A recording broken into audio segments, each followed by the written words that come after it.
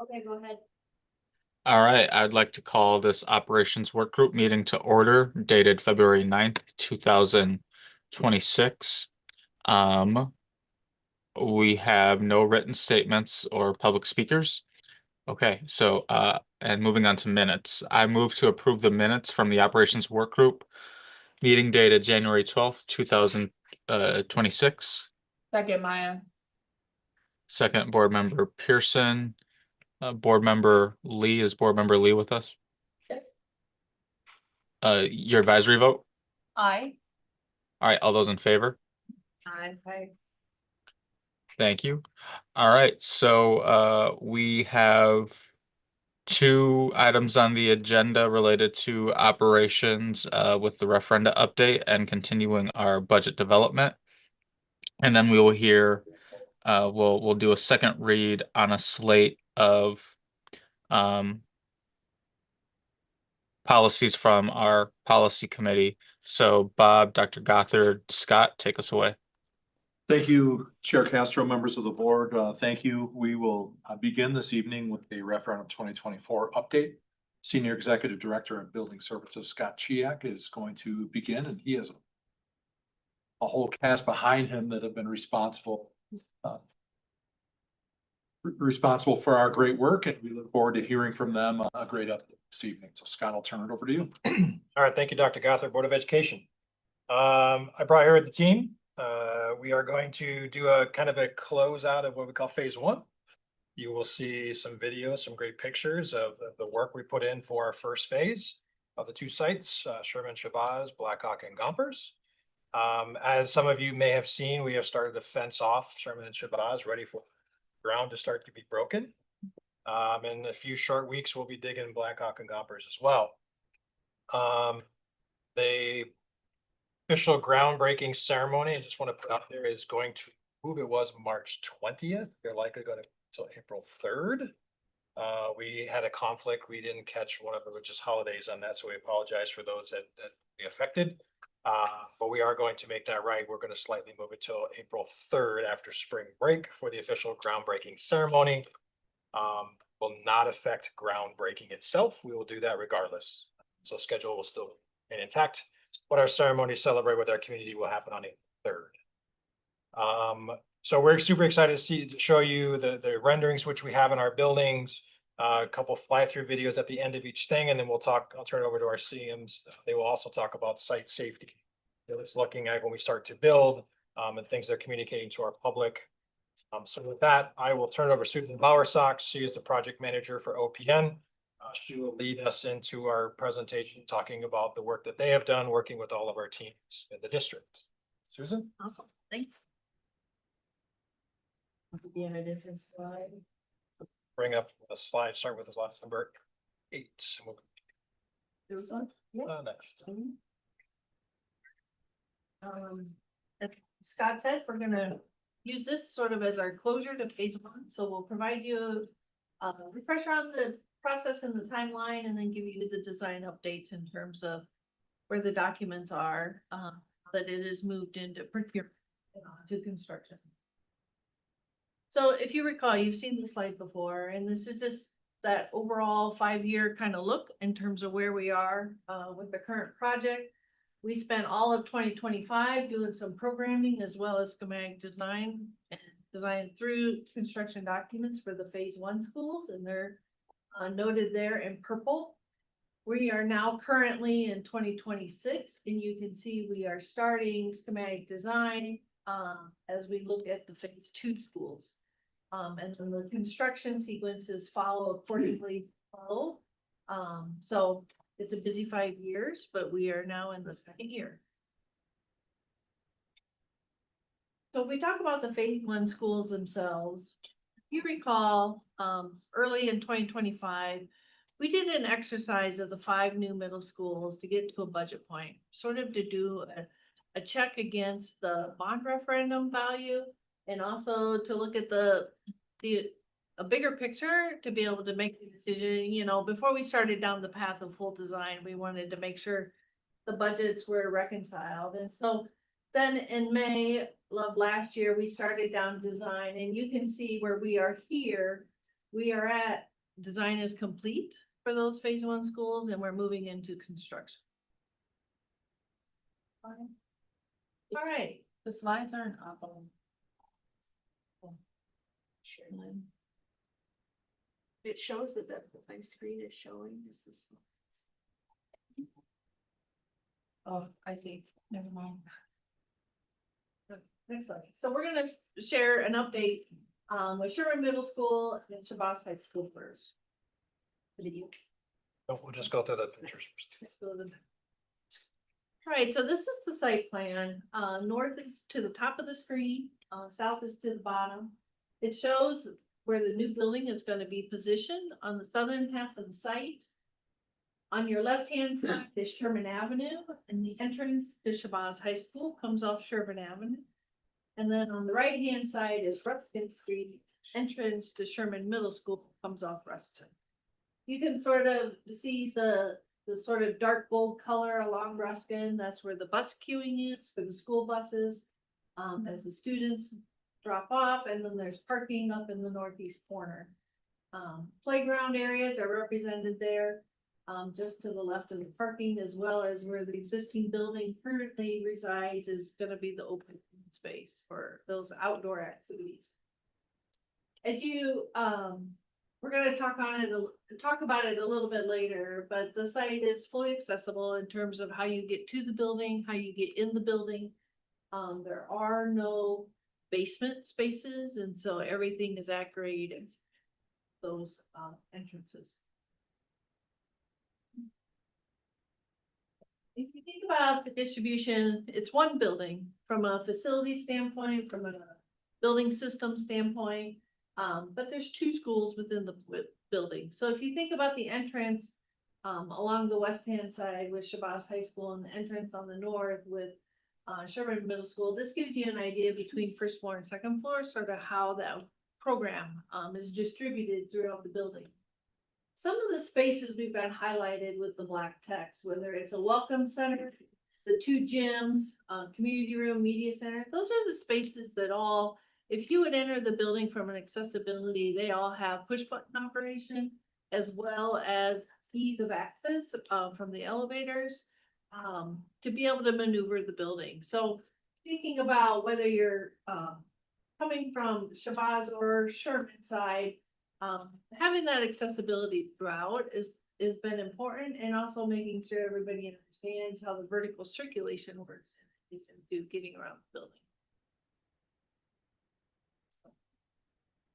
So this just shares some imagery in terms of the exterior and where those final designs landed.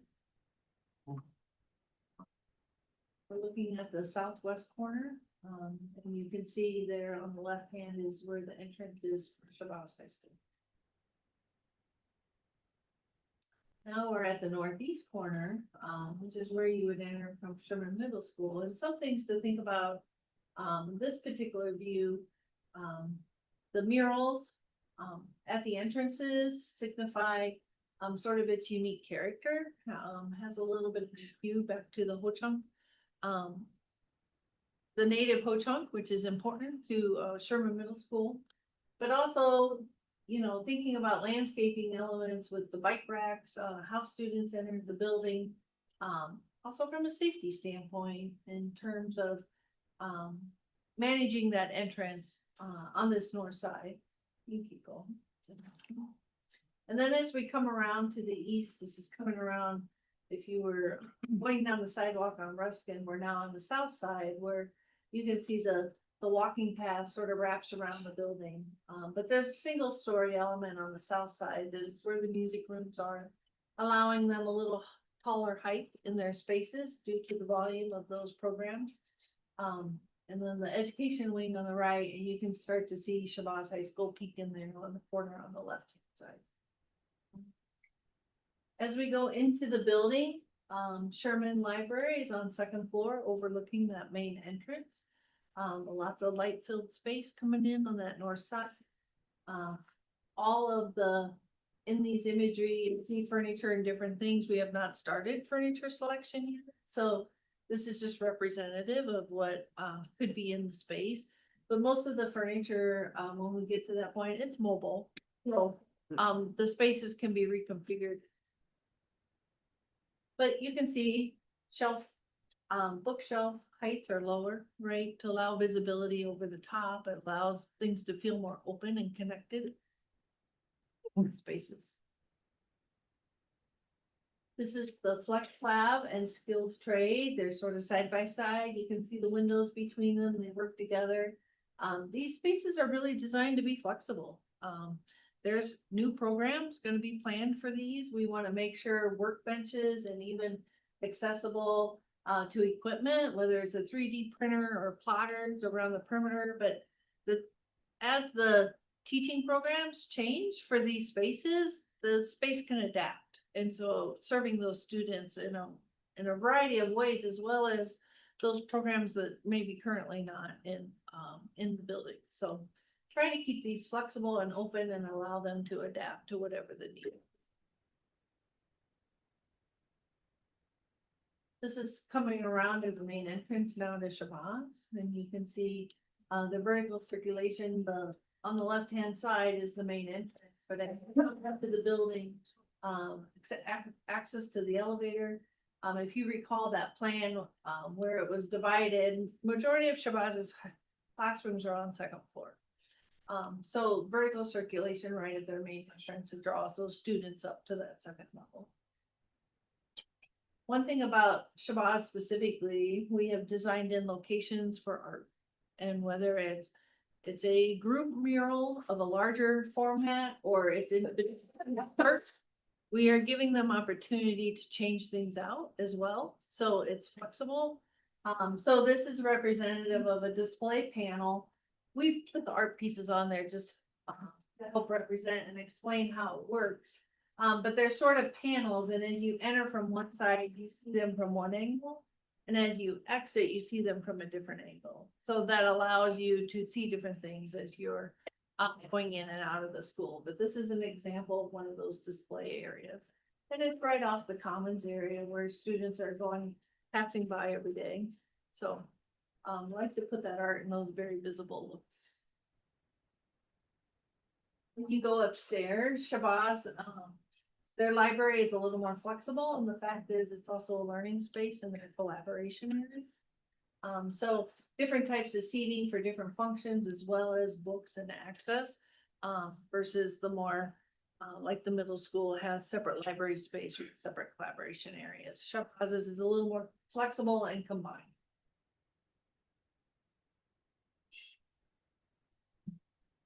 Ready for us? Yep. This is Jay Vogel and Adriana Martin. Jay Thompson with Vogel Brothers. Adriana Martins with the Vogel Brothers. So you saw those pretty pictures. Now we get to talk about how we're gonna build it to look exactly like those pictures. So I'm gonna talk just a few high level things in terms of risks we've identified and mitigated related to the project. And then Adriana will talk a little bit about the day-to-day and what we're doing from a safety standpoint. So one of the things that got identified early on is that the southern half of this site was identified as a potential burial grounds. So we've been proactively working with archaeologists from UW Milwaukee, and we've had many coordination meetings with them where they'll be on site anytime we're doing any excavation to help mitigate that risk of the site.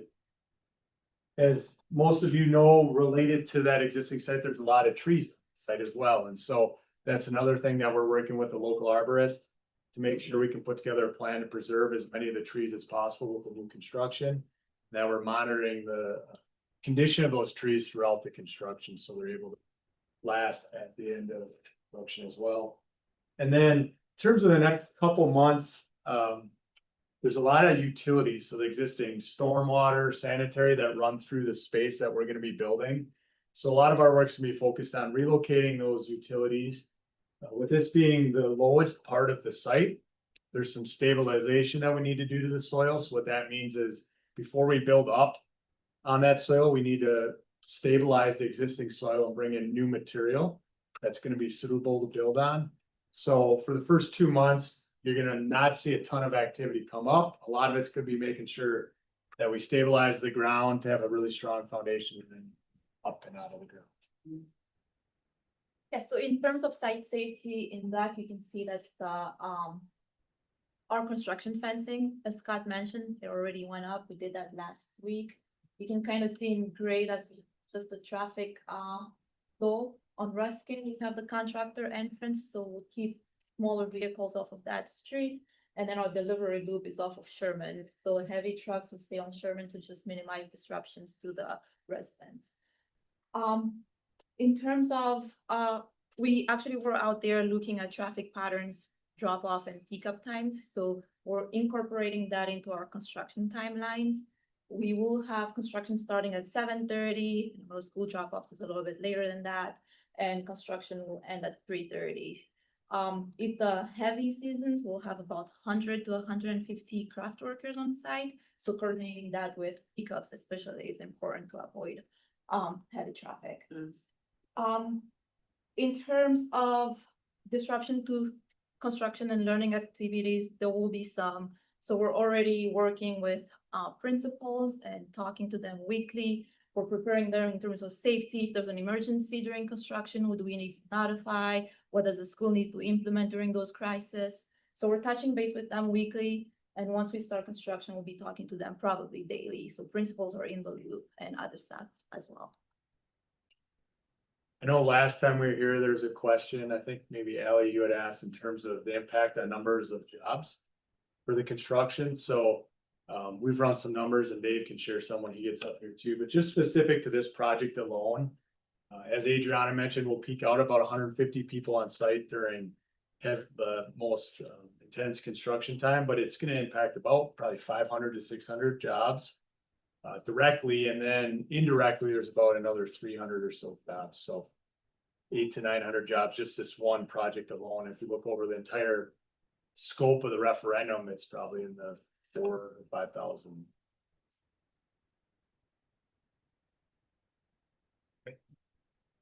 And then from that, Jesse, if you want to show the video, we got an animated video to show you of the site.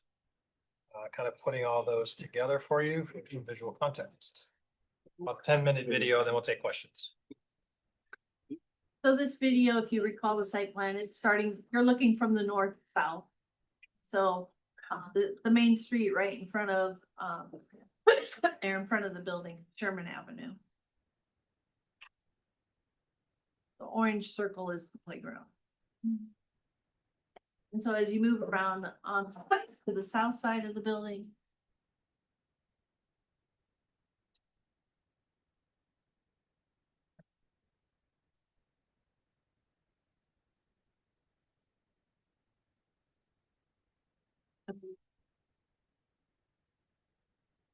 so now we're going up on Ruskin on the east side, back to the north. You can see where the parking entrance is, off Ruskin. And as we come around in the northeast side, we expose that entrance.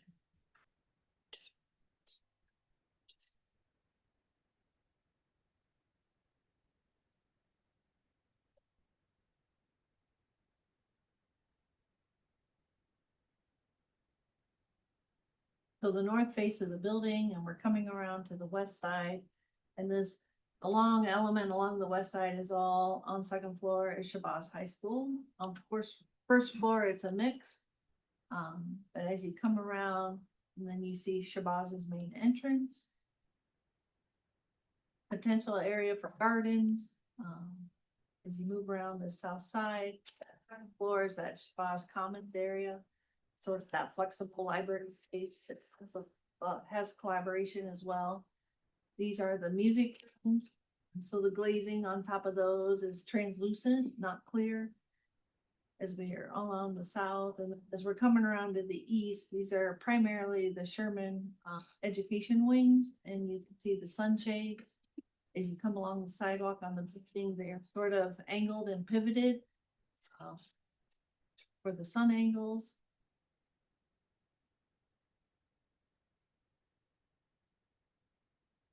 You can see there's sort of an education moment, outdoor classroom space for an area we need a retaining wall. And then as we come around here, this is the main entrance to Sherman Middle School. So the landscaping sort of typical parking area. With the entrance right on the main level, and you could see the blades on the right, with that, mirror element.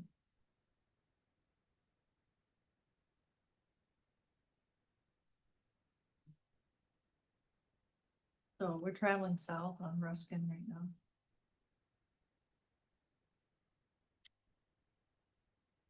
You would turn in the entrance.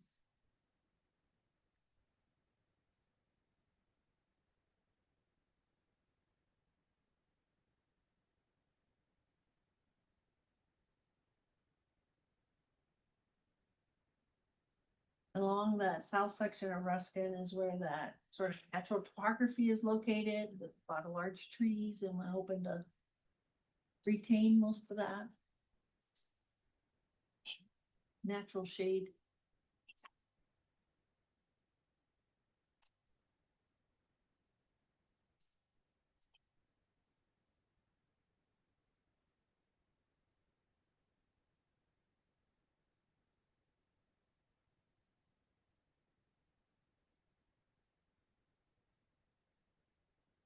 As we enter the main entry into,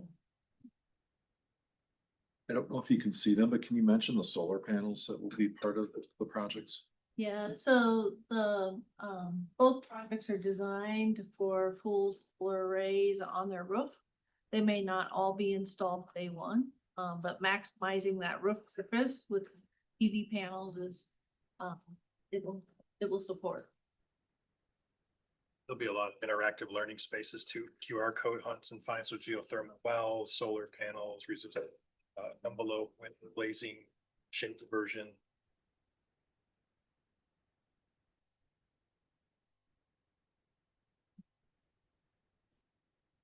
We're traveling south on Sherman Avenue. Bob Shed. The building that supports all of Shabaz's equipment. Paint, maintenance, drop-off, and a small parking area to support Shabazz. We will be updating, as you see this, you don't see it on the screen, but we'll be updating with Madison Metro to move the stop in front of the Shabazz. So it'll come down a little bit further, more in front of their school. They don't have to walk as far to get that. So we're working with some. So we just entered into Sherman. You can see their commons area is right there off the main entrance. It's also their lunchroom. But it's positioned adjacent to the gym and the main entry in that community space. So after hours events, weekend events can utilize those spaces, and the rest of the building can be secured from the public. We've gone upstairs. This is entering their Sherman's library space. So as you go through the door, there's some reading area, and then you'll see those bookshelves.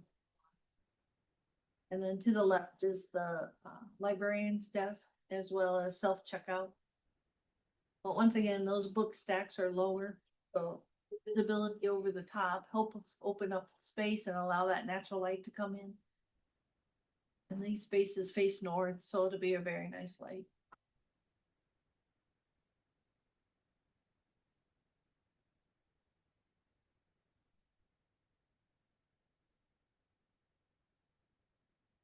This is just a snapshot through the gym.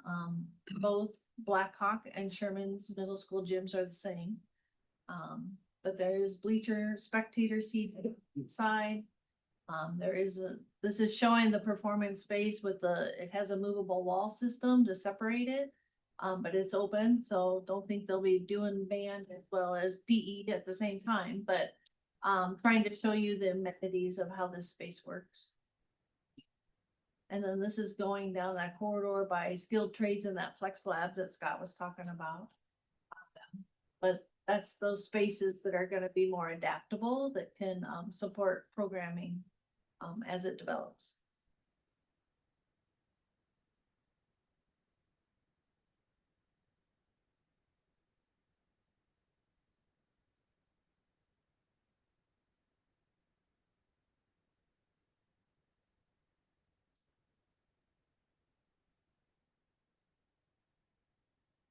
Now, as we enter Miles High School.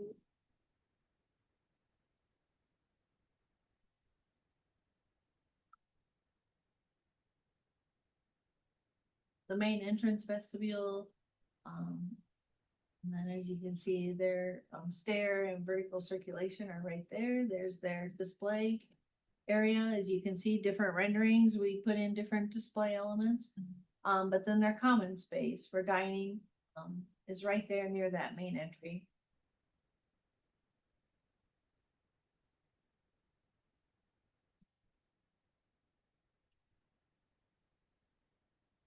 They will still have their support kitchen space that works with their sort of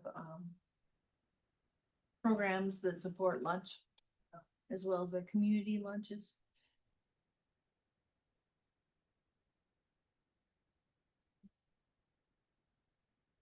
And then as you go upstairs, this is a flexible collaboration library space for studying. As we go down the hall, you can see their locker area. Lockers also in the center are shorter height to allow visibility over the top. The restrooms are on the right. As you go down the hall, there are sort of features at the entrances, but we also have design portions of the wall, and you're gonna see one at the end, but there's a couple as we go here, but places for student work or murals. We've set it up so that they can apply their creativity and uniqueness in those areas. So we'll be excited to see how they finish those once they move in. And then this is going into their art rooms. Their art room is set up with both an element for digital art as well as physical. Okay. We'll take a slight question for Chairman Shabazz. Before we move on. All right, I see Board Member Vandermeulen and Board Member Pearson. Yes, one, I think you did a great job. The pictures look absolutely gorgeous. Thank you for including accessibility, and I really appreciate that. Two questions on that. You said the entrances have handicap push buttons to libraries as well? Correct. That's great to hear that the main spaces will have them. Also, the lighting, is that fluorescent lighting, or is there a way to like dim it? It is LED lighting and it is dimmable. It is dimmable, so it's not hummable also. Good. Right. Those were my main ones. I appreciate you taking into account the elevator and giving it enough room. Oh, yes, I have one other question on murals. I know when Capitol first moved into the new building, they were excited about putting murals in, but then were told that they couldn't do it, and it took many months to get permission to do so. Have we worked that out among the schools so that can be done? Yes, all of our schools have been given multiple opportunities with the new policy about having fire retardant on the actual backing. Okay. We have a lot of folks that want to not have backing, which is the big fire risk for our buildings and our other students. So that's been put out several times, and we continue to work with staff as they ask for. Perfect. And that's all I have. Thank you. Board Member Pearson. Yes, thank y'all for these renderings. I was just like, whoa. It's really cool to kind of see it kind of like in not live, but kind of digital live. My question is just around one, I know like for Shabazz, I've participated a lot in their like activities and their celebrations. And I know they use the outdoor space considerably a lot. But I didn't see yet in their outdoor space, and maybe will come later. I didn't see a lot of like congregation space, like areas for picnic tables and grilling and kind of those kind of things. And so I guess, I know you all had your info sessions with the community and such. Was there anything that was brought up around that, or is there some thought of like actually having a dedicated space for Shabazz to be able to use for their outdoor celebrations? Yeah, so there is on the south side of the building, just off their commons, they can go out to a space that'll Okay. have some potential garden boxes, gathering space, picnic tables, and some green space. We've talked about using their bio retention ponds. They're not gonna have water in them, they're shallow. Also make that an outdoor learning part of that, so they have the whole south side of the building kind of there. So they're not even gonna go with middle school students as well. They'll have the not experience of doing all of that work, and they have the basically private entrance. They also keep in the orchard on the north side of it in the back, in the far corner. We've also moved the new forest has been preserved and moved over to the east side under the canopies of the larger trees. Okay, So all that's been kind of moved and preserved okay. already. That's pretty dope, because I know that they do a lot of, Yeah. like growing and a lot of education around the environment. Yeah. And they work with, the whole chunk a lot in terms of some of their programming offered, so that's great to hear. Yeah, for sure. The other thing is just in general, and this is just a question not specific to Sherman and Shabazz, but just as we're going through all the other applications to think about, are there any like considerations or areas of growth that we learned from the last referendum and, you know, updating the high schools that we kind of bring into this? And I'm thinking along, like, for instance, the big ideas we had, you know, schools could put in all the ideas that they had. We got new furniture. Some of the high schools got taller tables, some of the middle school, so some of the schools got different furniture, different areas. So considering like something like big ideas and some of the other updates that we were able to do through our last referendum, are there areas of growth that we can kind of consider as we're kind of getting into this next phase? And then also some of the things that we've learned that aren't necessarily an area of growth, but just something that we've learned that we can bring into this next, now that we are actually starting to dig and start to actually order. Yeah, so one of the things that I learned personally, and then part of our team learned, is you always have to ask more questions. Right? We heard a lot of all these things, but we had to keep digging deeper. We had to keep flushing more out. I think some of that may have been lost in some of the stuff. It was kind of a rush and kind of get through. So we deliberately spent a lot of time asking and re-asking questions and giving a lot of feedback.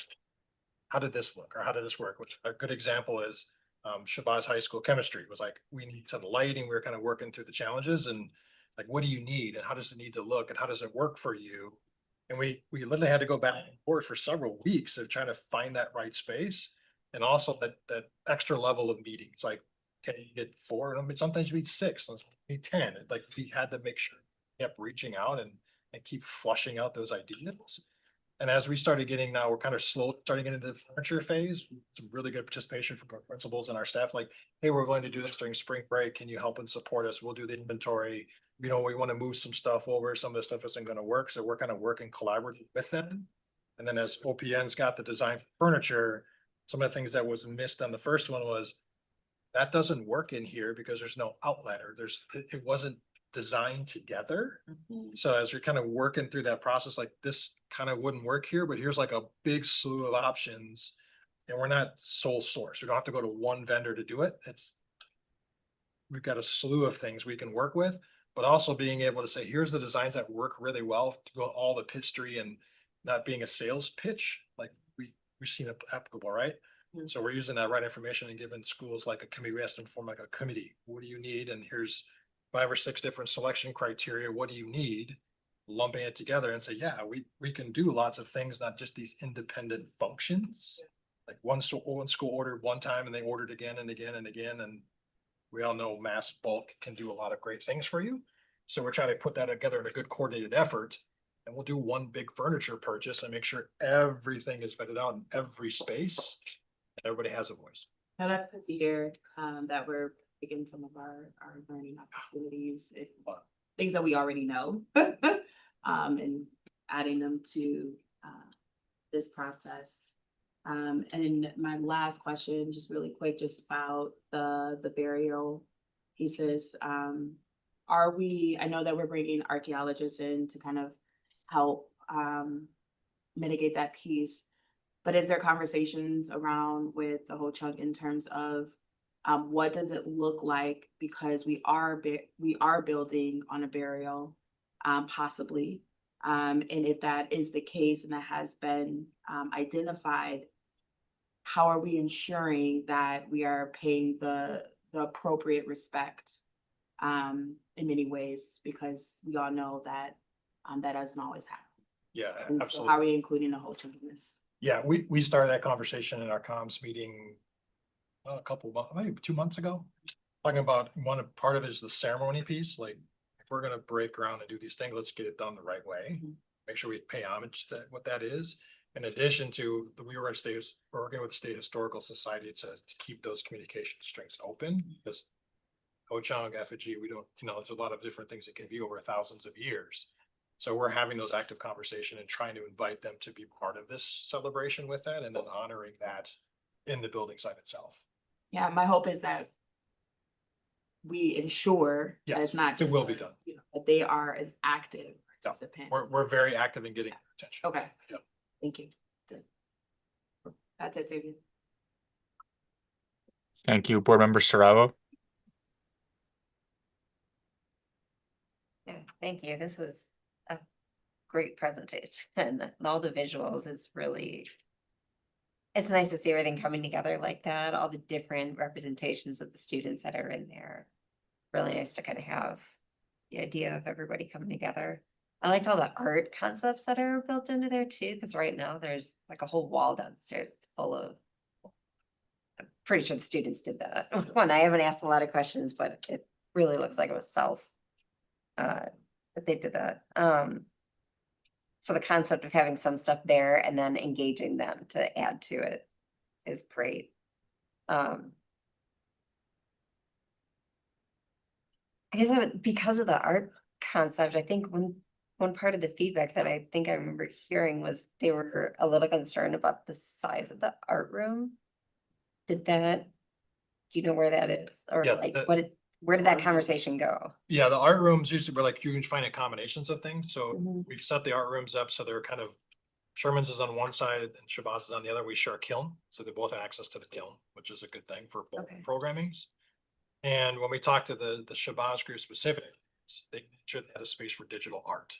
Because they do a lot of the programming side of it, so Yeah. the rendering you saw, there's a digital art kind of a side of that. Yeah. Along with their physical art and the drying racks, and they can kind of pull that together, and they have that kind of north window, so it's a lot of good natural light that comes in from the west and the north as well. Okay. So that's been another one of those collaboration efforts of like, this doesn't work, we need to have this too, and it was like, okay, we Right. gotta add this. So that was another one of. Oh, great. Okay.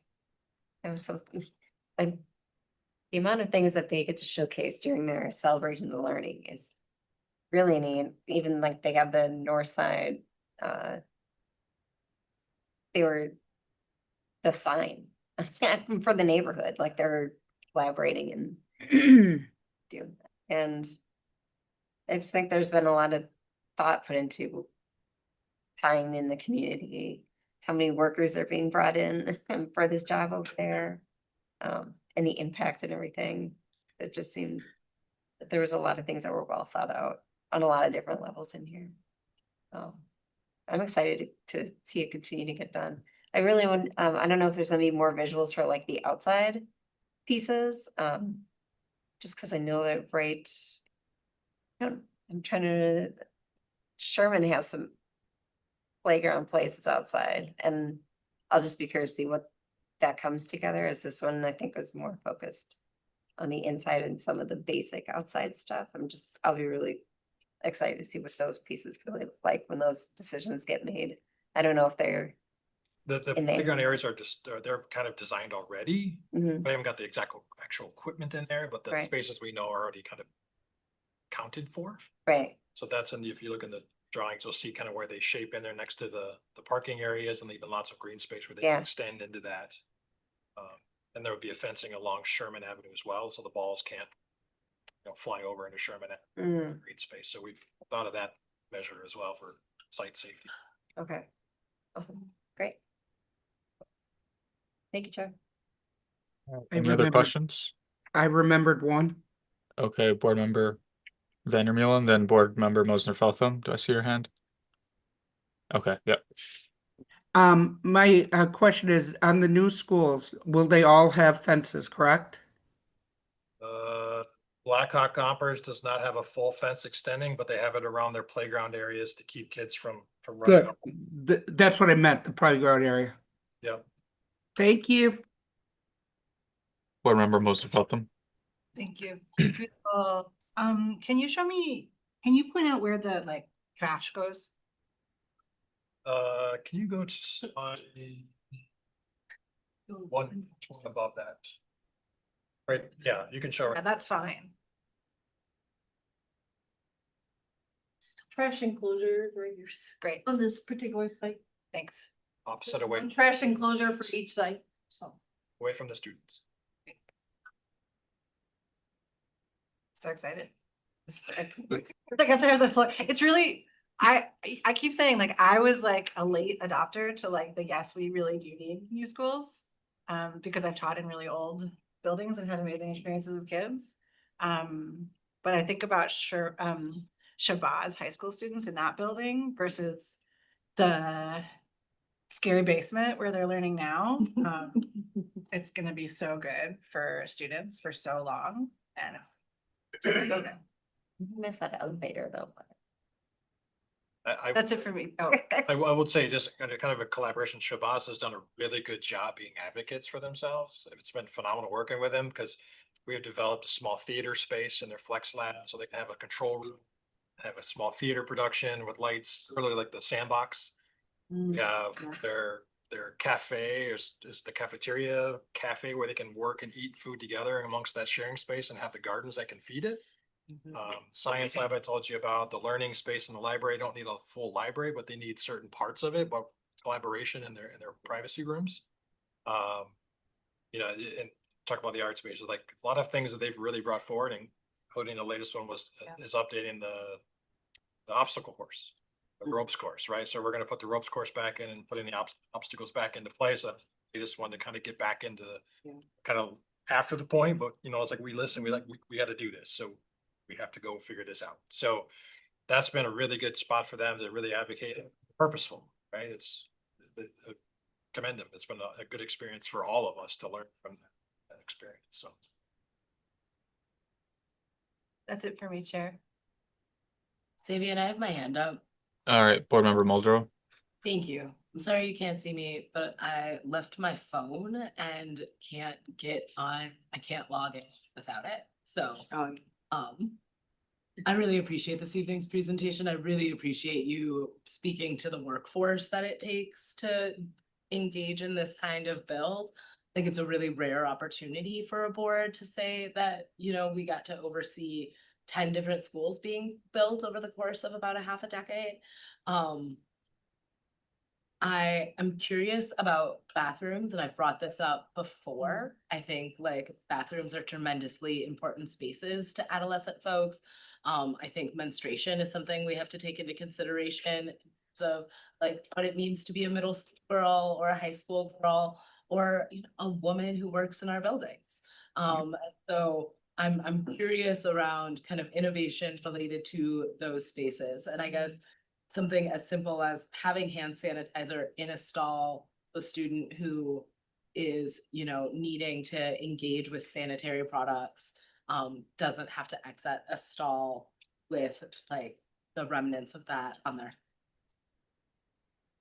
So hand sanitizer specifically will be the responsibility, right? Because the facilities group manages those. I can speak about the bathrooms, the designs there. And I would say one of the biggest proponents about bathroom designs today, because it's all over the map, I'll be honest with you. Every district has a different philosophy about bathroom designs. But for these projects, sort of the approach that we're strong advocates for. And so whether it's larger bathrooms in certain areas that need larger bathrooms, whether it's assistive restrooms in areas that need assistive versus single-use restrooms for both students and staff that are distributed throughout. It's about giving them choice. And so, you know, they can choose the restroom they're most comfortable using. And so you know, they're all have to be code compliant. We have to meet certain counts and ADA requirements. So that's a given in the building. But what we do really well in this one is distribute bathrooms, all types in areas so that most of the occupants in the building have a choice. They don't have to go. And Scott can talk about how many hand sanitizers he's gonna put in. I don't have that answer. But part of that is, talk about distribution. Right now, it's kind of like, oh, I have to go to the ones that are down the hall and everybody knows that they're down the hall and there's 3 of them for all these students. We have them distribute throughout, right? So they don't have to go very far from where their education space is, and they can feel like they don't have to solo it out. It's part of everyday life around them, not that extra thing that they have to do. So just talking about kind of what it looks like to stock our bathrooms and that being our responsibility, and then any relationship to designing our bathrooms that make them specific to the needs of adolescent students. Obviously, these are bathrooms that are comparable to what you would see in any other kind of public space, like public restroom. Is there anything that we need to be aware of that you all are taking into consideration in terms of informing that space that is developmentally appropriate to the students specifically? So things that you all are like, we are taking this into consideration when creating this bathroom, because we know that people who are going to be using it are between the ages of 11 and 17. Some of the things in the initial side of this conversation as this kind of evolved, like you have the privacy of the stalls in the area behind the wall, and we're bringing out some of the sinks to be more supervision ready. We know there's been challenges in our restrooms where students get too many in there and things happen, right? Too many interactions, and students can cause fights or whatever interaction. So being purposeful of having enough space, they can still have the comfortability to use the restroom and relieve themselves, but also come out and wash their hands. But also these stalls are bigger than our schools now, right? They're very tight and constrained, and the conditions as you see today are going to be much larger in these stalls. So you have more privacy as well. You don't, people looking at it as middle schoolers do, like to look under the stalls or look through the cracks. These things are more appropriate for our buildings, so you have more privacy built in. And then opportunity for example, if we need to add some hand sanitizers to the walls, we can do that. It's not a small cubicle box. Yeah, so just like the additional space for like a trash can in the space, the additional space for hand sanitizer, and then a greater sense of both privacy and dignity, as well as ability to supervise the space and take into consideration the safety needs that are specific to our population. Yep. I think all of that is tremendously exciting. My last question is specific to energy. And so I know that we had talked about geothermal being a part of this project. I'm wondering if you all want to speak to any other aspects of renewable energy that we should be aware of. So we've highlighted geothermal, HVAC, and I think we talked a little bit about solar panels On the roof. and then LED lights, because that's also, there's sustainability. Lights. That The other thing is, the buildings as a whole are also set up to be all electric, which is gonna feed into some of those energy initiatives that the city of Madison. We think of schools as 50, 60, 70 plus years old. And so even though, the city of Madison's goals might be, 2030, 2040, we want to make sure those buildings are positioned to be a part of that, as being stewards in their communities as well. So you hit on the big ones. We have geothermal systems. We have photovoltaics on the roof. We have LED lighting. We're also managing with building operation systems that help you manage and make sure everything's working like it should. But then ultimately the buildings are all electric. So, no gas. Thank you so much. That's it for my questions. Thank you, Chair Castro. I'll just have one more thing. So we are working with Dane County Emergency Management, City of Madison Emergency Management. Part of our buildings is trying to be a resilient hub. So if the community is out without power, or a massive ice storm hits and the building is out of power, we have the ability to get a generator, hook this thing up to a generator through a couple switches, and that building is back online. So we can be this, community needs us. We can be that for the community with just a portable generator and locking in major essentials. And also if we have a larger generator, which we're working to do as part of this project, is have the ability to bring on more things, feed people, give them temporary housing or whatever it needs to do to help our community survive and get back to normal living capabilities. I really appreciate the extent of that planning. All right, Board Member Vandermeulen. Yes, I'm gonna ask a disability-related question on changing tables for special ed students who may need that. Oftentimes, they can only be found in one place, the special ed room, or sometimes in a converted locker room. Is there a way that there are accessible bathrooms that can be added to a to a neurotypical regular bathroom so that everyone can use it, including visitors?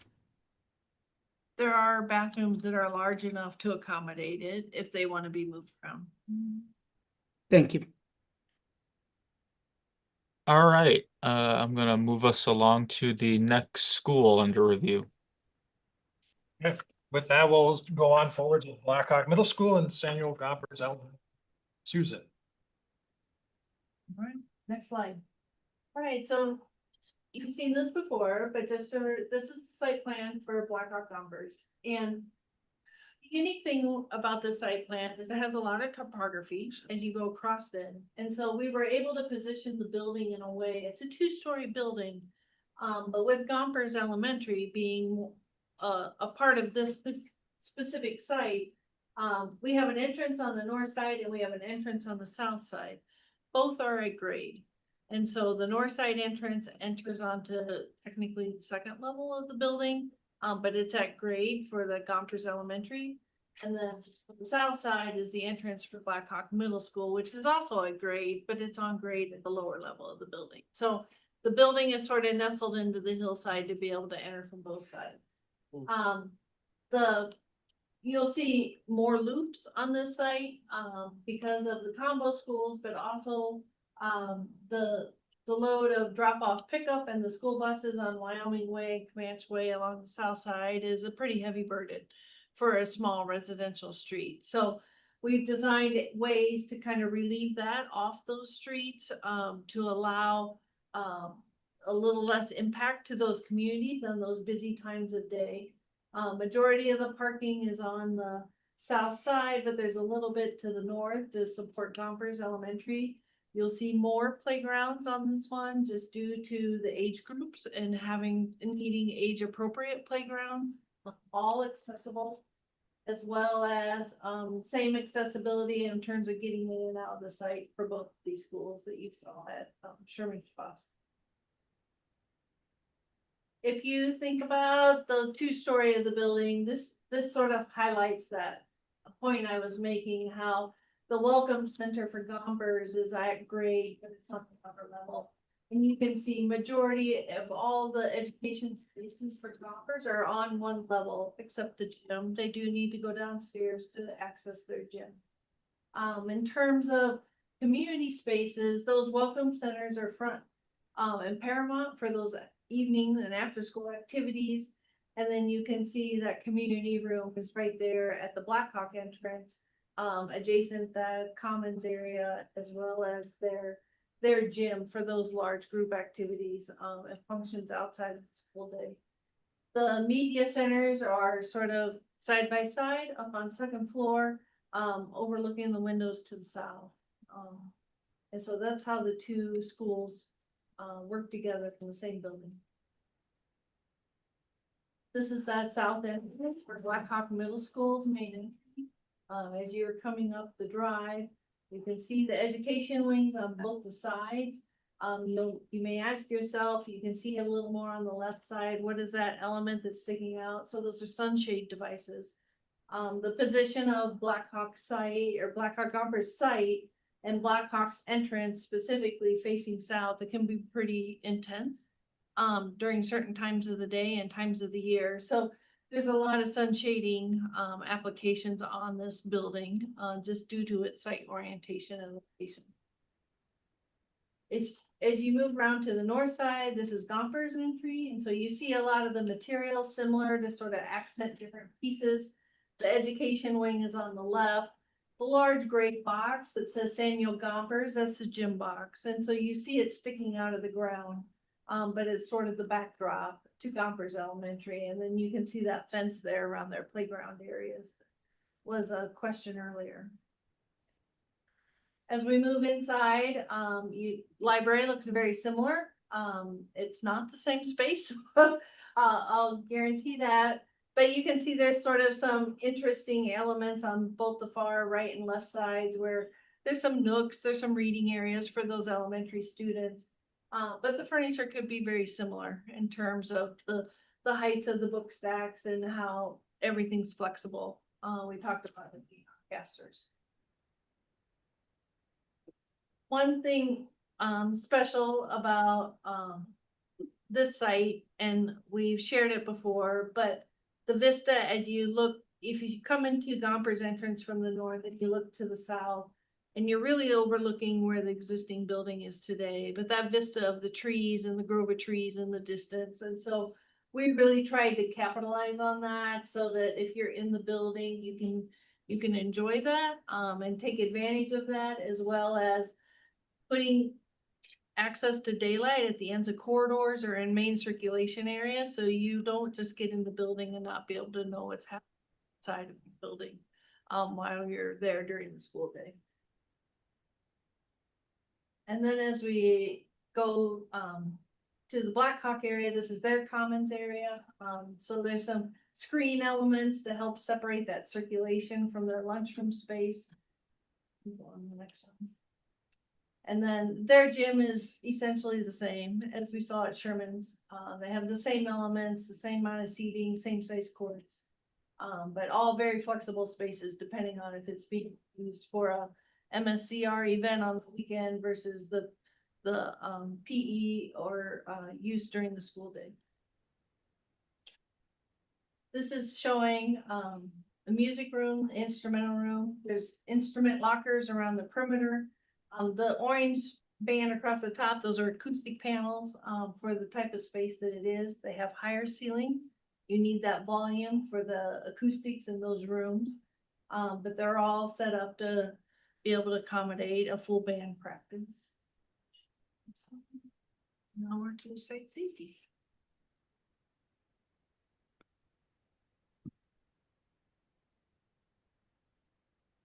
Good evening, everybody. Dave Shimoleski with Pindorf. So Blackhawk Gompers is our project in phase one. And so there's a lot going on in our site plan. It's even pared down from what we used to coordinate on site. And we've done a lot of on-site coordination with the existing school, with the administration at the school, similar to what Vogel's been doing at Sherman and Shabazz. We've been having regular Friday meetings with them to keep them informed of what's coming and what to expect. So what we're utilizing, we have existing fence along the west side, which keeps us away from the neighborhood on the west side. We're also going to set up a fence in front here, working with building services, as we take space here where the existing playground and outdoor spaces for the middle school, they're going to be relocated up front in a fenced in area that we're going to put in as part of the we have to take over that space, so we're relocating that and getting fenced in for safety. The rest of our fence is this light blue that'll go up around and even up around off the screen here, encapsulating the whole site to keep us on the site and keep everybody else off the site from a safety security standpoint. We have a gate down here. We also have which won't be the main gate, just because that's near the existing building. We're gonna come at the construction for the most part from off of Wheeler. So it's a wider road and is less interaction with staff and parking and everything. We have worked with the staff to reestablish some parking along the north side of the existing building, as we will have to, excuse me, take some parking stalls off of the existing parking lot. So working with the principals and staff and district security, Cedric and I'm drawing a blank on the other individual's name, Gina. Working on making sure that we maintain egress routes, which is an absolute must, and also making sure that there's camera coverage as we kind of modify the existing site so that we can work with the new building that we're building. Related to building the new building, we're very close to the existing school. So we're making sure we have screening so that we're not distracting while we're out next door being good neighbors to the existing school. But we do also want to encourage with the school and where possible, interaction with the students. We did some similar things with Lori Mancari Elementary in terms of bringing over for a bricklaying event, you know, getting students engaged. Can't bring them on site to help do the work from this age of student, but we also want to engage and look to the area high schools, the Madison high schools for youth apprenticeship opportunities. And I know Bo was also looking as well, so that we can have students from the district who are interested in construction get a chance to help build, you know, schools within their district. We've had success on that with other projects in the 2020 referendum, having youth apprentices, and also in other districts that we work in. So similar to what Adriana had mentioned, we should have about 150 max, you know, field employees on site, and similar type of impact from local suppliers, and other, how that impact spreads out into other, you know, economic benefits to the community for these new schools. All right, let's go to the video. Again, we have an animated video to show about this school, and then we'll take questions.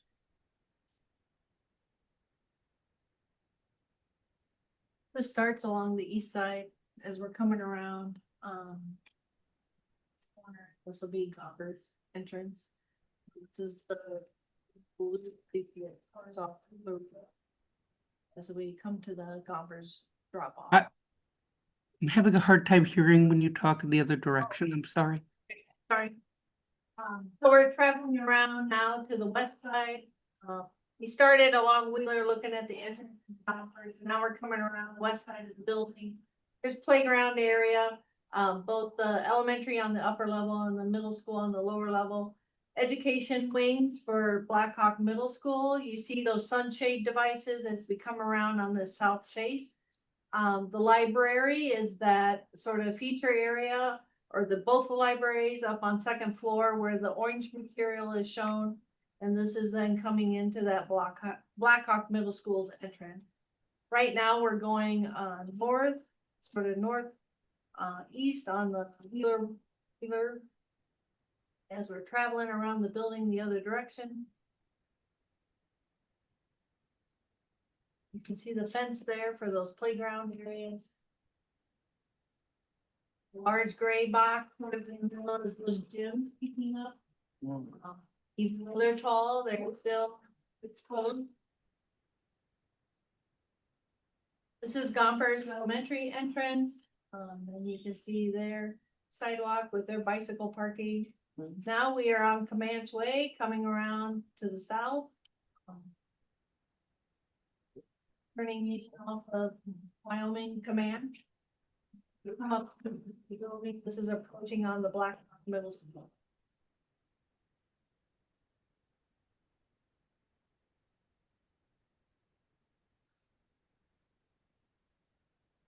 Once again, the south face of this site is very dynamic with the tree grove, so you can see the amount of natural light and windows along these faces, even though we have to manage it being the south light, but lots of opportunity to see out and connect themselves to the site and to the natural elements that the site has access to. We're coming in, this is the school bus drop-off loop to get those school buses off of Wyoming.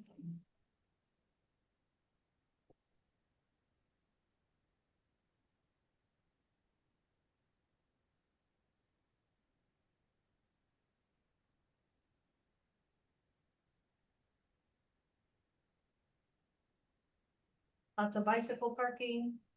Now we're back up at Gompers coming in from the north.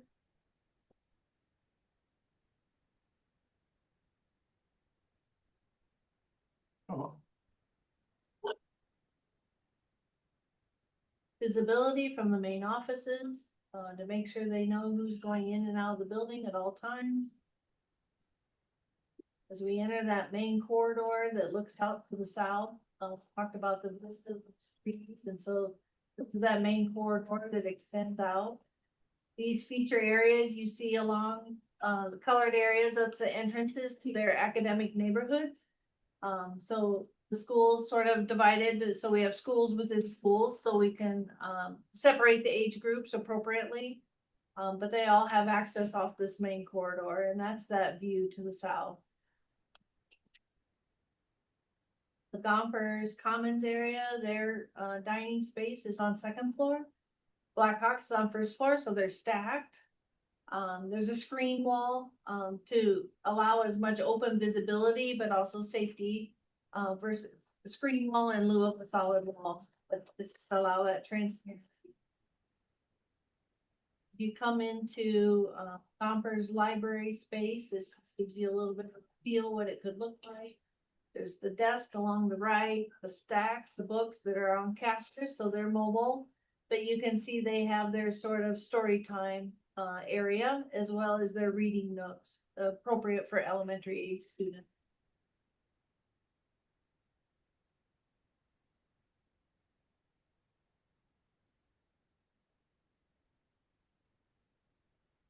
Now we're entering on the south, which is Blackhawk Middle School's entrance. Once again, front entry very visible from their main office, secure vestibule entries, and both schools come through the doors, through the vestibule, then you come into their commons area. Their gyms are straightforward, so putting those big spaces next to each other for those after school time. And you can see their screen wall that sort of separates the dining from their circulation space. Notes in that screen wall tie into those exterior sunshades that you saw on the outside of the building. And there's that stairwell that takes you up to Gompers. As you enter their neighborhoods, they're featured different colors for different neighborhoods. It's a wayfinding element as well. But as you come into their groups of classrooms, there are restrooms and drinking fountains and lockers to support the neighborhood. Lockers are the lower height. The ones along the walls have storage above, but all those are classroom doors. And then the room on the end is a small classroom, but allowing that natural light to come in. And then this is their music room. Talked about that. In terms of the lockers around the perimeter. The gray panels are just acoustic panels, appropriate for an instrumental music space.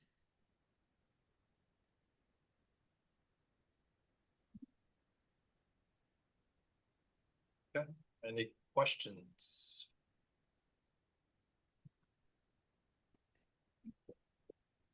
All right, Board Member Vandermeulen, then Board Member Pearson. Yes, I know that there isn't an elevator on the Gompers side, but my question is, what happens if an individual needs to get to the second floor and does have disabilities? How will that happen? There is an elevator. It's just because of both schools being able to enter at grade because of the topography of Okay. the state. The elevator is right in the middle between them. So they're just sharing an elevator. Ah, got it. That makes sense. Second question. And that is with the lower heights, do we actually scratch that. Second question, do we still have the welcome centers? Because I haven't heard anything really mentioned of that. Or are we just going back to the original school office? No, both schools. So Blackhawk has a welcome center and Gompers has a welcome center. Just like Sherman has a welcome center and Shabazz has a welcome center. Both schools have separate welcome centers. Okay, I figured, but I wasn't sure, so I thought I would ask.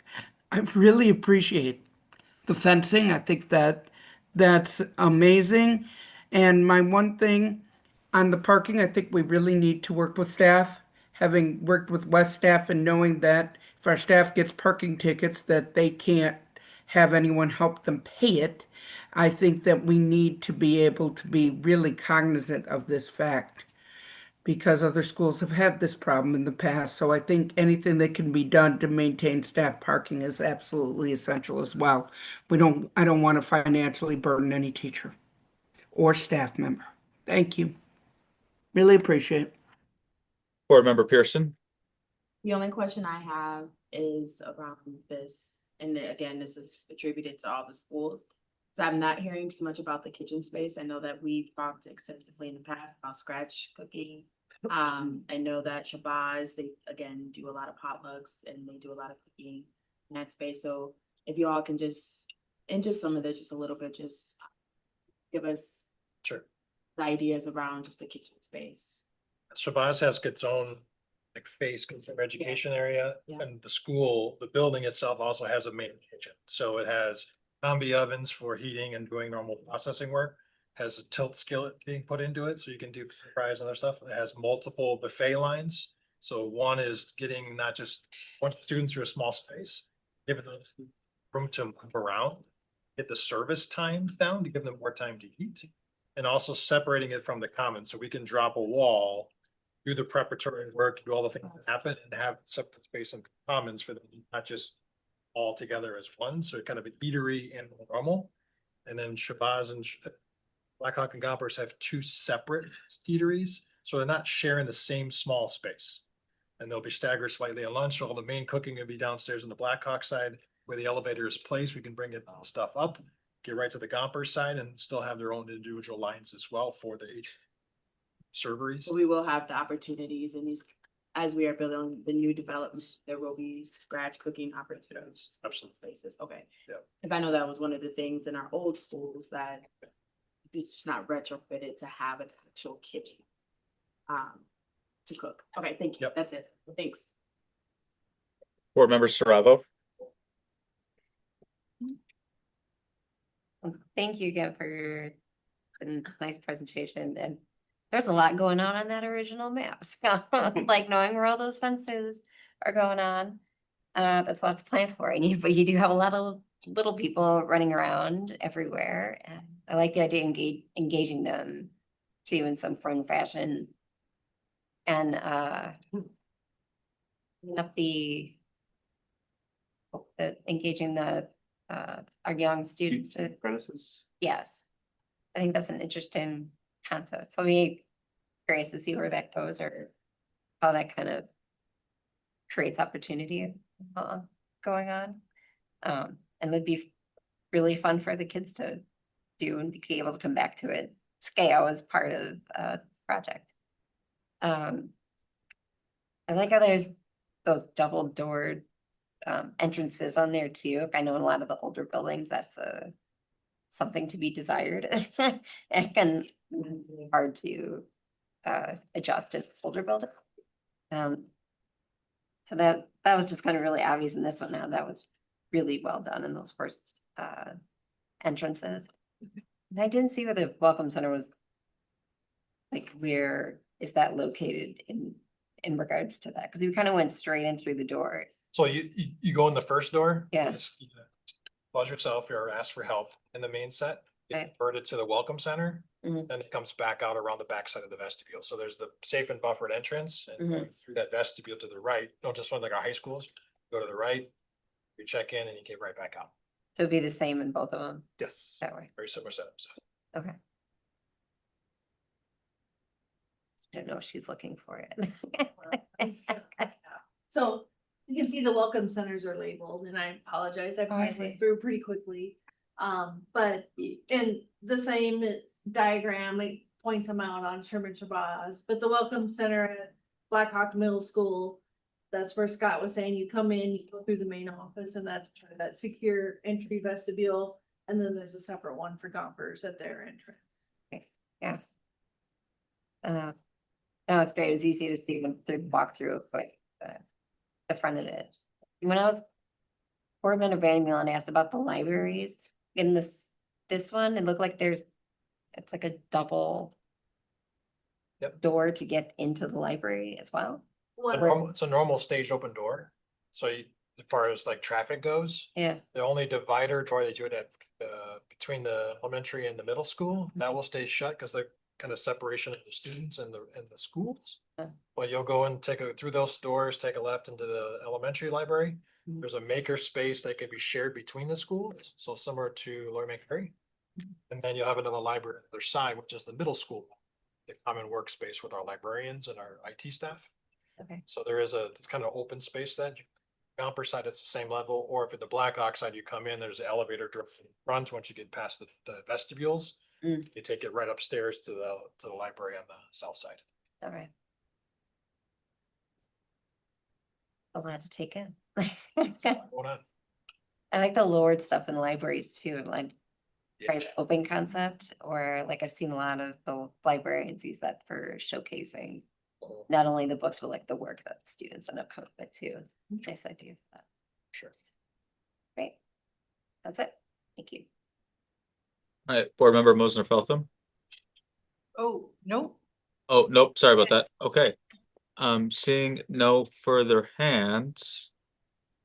We can move forth with budget development, Bob. Right. Thank you guys. Appreciate it. Thanks to the team. They're doing a great job, and I gotta commend them for all the work that they're doing. Thanks, everyone.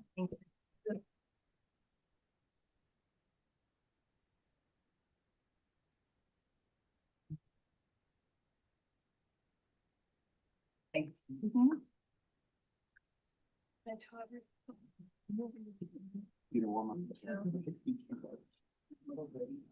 Got a picnic going on. No worries. Thanks. Have a good evening. Thank you. Thank you.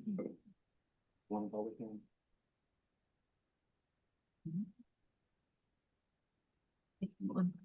That's close. It's like budget.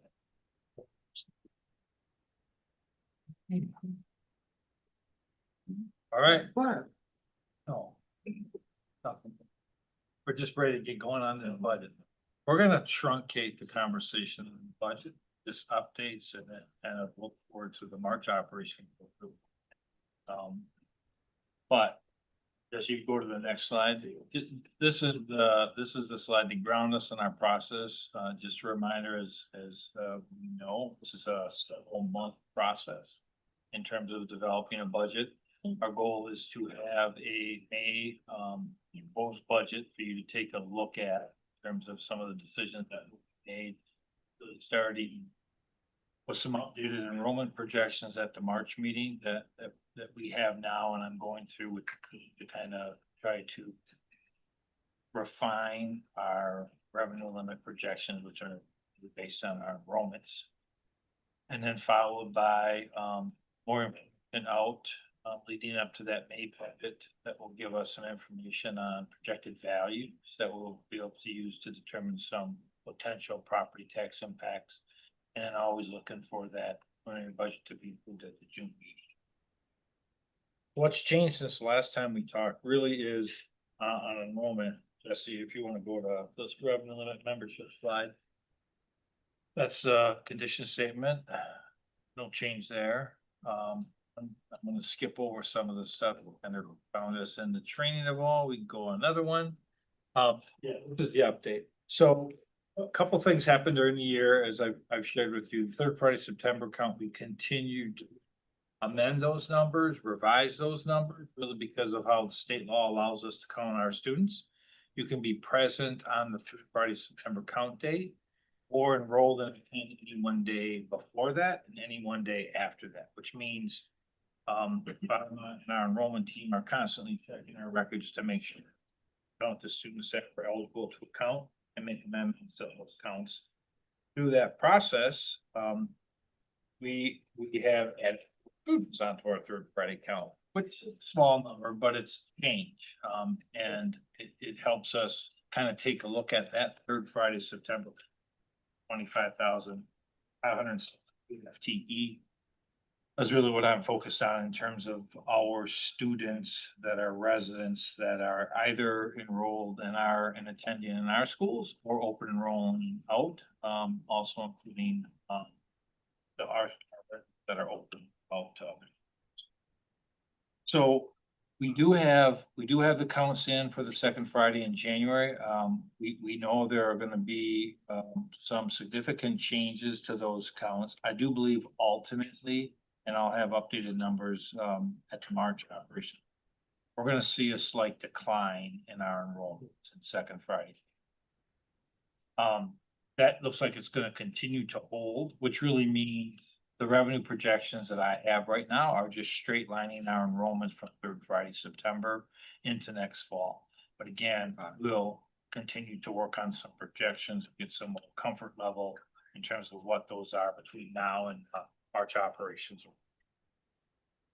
Okay, the next one, Jesse, this is just reminding everybody, it's a 3-year membership that we look at for prevalent purposes, which has the effect of leveling out both any increases and any decreases. It gives us a little bit more of a stable base revenue for 3-year to 5-year projections if we so wish. On the next slide, Jesse. I've updated the slide to, it's not more kids in terms of our 3-year rolling average count, but for all intents and purposes for us, for this year and looking back, and then our projections for next year, for all intents and purposes, our revenue limits have stabilized out. They're flat, right? For the time being. Next slide, Jesse. This is the slide where I have now updated the CPI index for our projections for 26-27. They've now been certified by WERC at 2.63%, and 25-26 2.95%. What that means is that's the max allowable salary increase that our youth that are certified can negotiate for. We use that to compare what has our revenue limit done in terms of a percentage change. Not only inclusive of the referendum, but any other law changes that would have happened, like the 325 in terms of that revenue that increased our base. So the good news is the voters have approved additional operating revenue. The bad news is our revenue picture continues to ongoing revenues is going to continue to shrink in terms of how that 4-year operating referendum was structured. And more importantly, that $325 per member is really about just under 2% revenue increase. And I mentioned CPI this year is at 2.63%. So even in a perfect world, our costs are going up above what our revenues are. Just taking a look at CPI and our salary, right? Okay, so the next slide, really no change at this point in time that I'm projecting right now, about 30 million, maybe a little bit more than $30 million in ongoing base building revenue available for 26-27. Next slide, Jesse. There's no reason for me to change, and I'll continue to monitor the factors, but I'm still projecting about a $7 million increase in our general aids for next year. And under revenue limits, I know all other things being equal, that means taxes are gonna go up another 7 million. If we want to continue to collect as many revenues as we have this year, plus the increase in terms of that 30 million that I'm talking. We're going to continue to see our state aids decrease year after year until we eventually will go down to very little state aid unless the legislature changed state law and that go with that. But that's just one of the realities of financing Madison or decisions that we need to make available revenues. Okay, the next slide. I have updated what I consider potential budget increases. These are the costs that I believe will potentially increase. There's ranges here. We still will continue to work at it, but really, step is about $4.7 million. That's going to be a projection that really won't change because we know that 2.63% in terms of inflation. I'm putting that in as the max salary increase just because I need to be able to continue to advise and talk about consequences that we have as we develop our 26-27 budget. The cost on all funds for that 2.63 is about $9.5 million. Our health insurance increases, we'll get a better sense in a month or two coming up, but we've shared some of our information in terms of the recent RFP for health insurance. We really believe that range of $14 to $16 million. So there's still some decisions that need to be made, some final negotiations that have to happen, but really looking at continued double-digit increases to our health insurance, right? That has costs. One of the policies that was read, and I'll read again, I believe the second time is at the March Operations Work Group, is the parental leave expansion of benefits. That has a cost. We're still, my team is working, Jennifer Trendle's Human Resources team, to come up with some estimates on what that would be. I like to say that's interesting and a difficult fiscal estimate up with, because it's not straight line math. You have to make some assumptions as you do always, but we're continuing to take a look at what those dollar amounts are. And then finally, we've approved the study for the salary compensation review. I've did a range on this, and I really don't know what this is, but I do know we have some information that's out there in terms of potential salary changes made to our schedule, which will have a impact of, I'm saying between 2 million to 8 million, all employees district-wide, if all the costs are incurred, in 1 year. Now, we have a lot of work to do. We have to get that compensation study and really understand what those impacts are. But I think for our purposes at this point in the budget process, it's important to know that I'm projecting anywhere from 30 million. Remember, 30 million is about what I think our ongoing sustainable revenues will increase, up to $38 million, right? In terms of costs. I will continue to talk and work with you on, I'm a real proponent for a balanced budget, no deficit spending unless we have real explicit and thought out reasons to do that. I think it's important for us to, as we're in the middle of the 4-year operating referendum, to really try to have balanced budgets as we hopefully anticipate some changes at the state level to get more state in that will help us on that balanced budget side of the equation. But we really have ongoing costs that are going to be above the rate of inflation. And our revenues are increasing at best 2% without any voter approval in terms of base revenue increases, right? So it's going to be a harder budget than it was in 25-26 in terms of available revenues. Now, because I don't like to end on a low note, I like to end on a positive note. Couple of things. We feel pretty confident that our federal revenues for 26-27 are going to be the same level of revenues we're receiving in 25-26. That's a huge burden off the moving pieces of our decisions, because all in $35 million with Department of Education, with USDA in terms of the food service.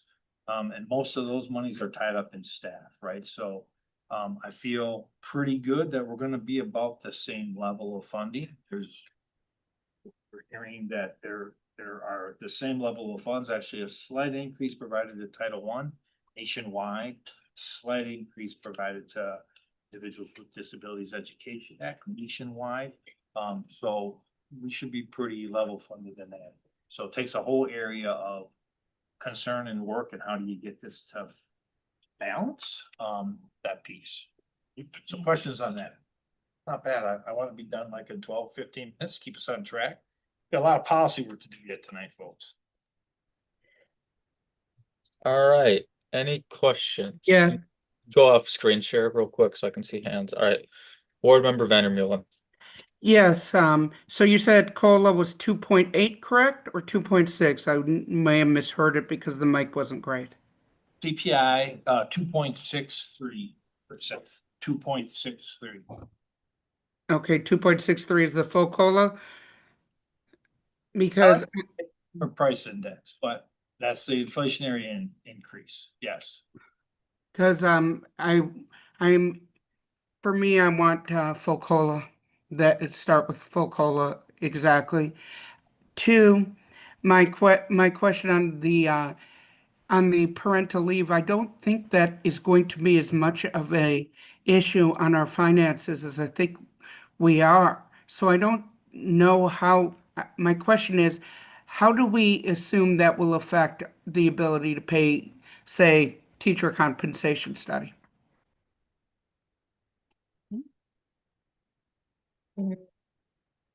Are we doing both? How do we do it? How much do you think it will cost?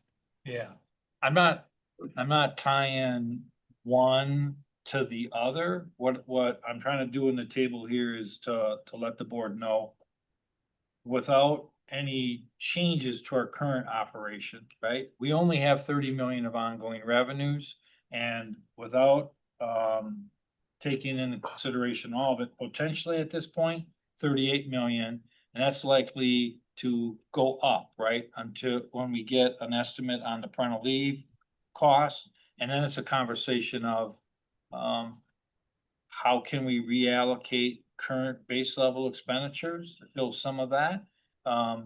We'll get better estimates on the revenue as the months roll forward. You know, I'm really looking for the budget on June 30th. Hopefully we'll get some positive news from the state legislature. It's really hard to tell. And we'll continue to get better estimates as June rolls around and from that state aid amount, that general aid amount. And we'll have some options for you to in terms of looking at our student enrollment based on our MGT that will be presenting in March in terms of some student enrollment projections. And then I have a couple other questions, Chair, if I may. I just believe on the finances that we need to look at what is working, what isn't, the stop-do list. I think we need to really focus on that because I think both COLA and the parental leave should be our equity projects for the year. Our staff and our teachers are our biggest investment. We always state that. And so if we truly want to be a district where we retain the most number of teachers, I think that, and the most number of staff, I don't just mean teachers, I mean staff, because frankly, without janitors, without everybody, the school doesn't run. Very simply, I think that is essential. The other thing that I'm curious about budget-wise is knowing the exact amount from the 2X charters. Is that the same thing as the independent charters and the voucher? I get screwed up every year, so I swear I ask this question every year, and I apologize in advance. Yeah, no, it's all it's complicated. So private school vouchers are a distinct and unique way of funding. So those would be private schools that are participating in the Wisconsin Parental Choice Program here in Madison or the Special Needs Scholarship Program. And they would be for residents of the Madison Metropolitan School District that choose to enroll in one of the private schools that are participating. As this process moves forward, I'll work with DPI in trying to estimate what that ultimate impact will be for the private voucher program. That's pretty straightforward, right? What I'll come up with a projection on what I think that will be, and then I will have a corresponding tax levy increase to be reflective of that, right? So we levy for the cost. Right. And at the end of 26-27, DPI will reduce our state aids by the same amount. But my recommendation will be the board will have the option to levy for the entire projected loss. And I'm gonna, as you have been doing since I've been here, recommend that you levy for the entire amount. So we don't cut any of our operations to fund the private school voucher. That's assuming the law doesn't change. And then That was my next question. Was Yeah. with the caps coming off, does that affect that? For Madison, the Wisconsin Parental Choice Program, primarily special needs scholarship program too, but really the Wisconsin Parental Choice Program. It's really contingent on the participating private schools and how many spaces are identified by that private school, right? Madison and Dane County don't have a lot of private schools participating in the voucher program. Now we have some, right? And that can increase, but we're nowhere near the percentage limit in terms of the number of our residents that can participate in the voucher program. So I will not be accounting for the cap going away. That I think that's gonna add hundreds of students, right? I believe it's really contingent on the private schools and how much capacity they have. All right, thank you. Those are all my questions, Chair. I just wanted to add, Nikki, to be clear, you asked about the independent charter schools. Yes. the independent charter schools are funded very differently than the private voucher schools, right? Okay, So ultimately, independent charter schools, when you look at that table, when I show our FTE, the ICS or independent charter schools, we actually count those students in our 3-year rolling average, right? Okay. What happens there, so they are included in what our base revenue limit is, so therefore gives you the taxing authority based on those students. And then what happens is, I'm gonna make a simple example. Like this year, we're told we had $60 million in terms of, $50 million in terms of state aid, right? right. And so we take our revenue limit calculation minus that $50 million in state aid, and that's our max levy. And how we fund independent charter schools is, even though we have to pretend we're getting that 50 million in state aid, several million of that 50 million, we will never get as revenue. Right? And that's 13 million this year, right? That's the independent charters combined with the private vouchers is 13. Okay, that was the number I couldn't figure out. And thank you, Chair, for being patient with me on this. Math isn't my thing. Yeah, it's complicated. We could, I appreciate it. Thank you, Bob. That was really helpful. Board Member Saravo? Yeah, thank you, Chair. You briefly touched on IDEA funding.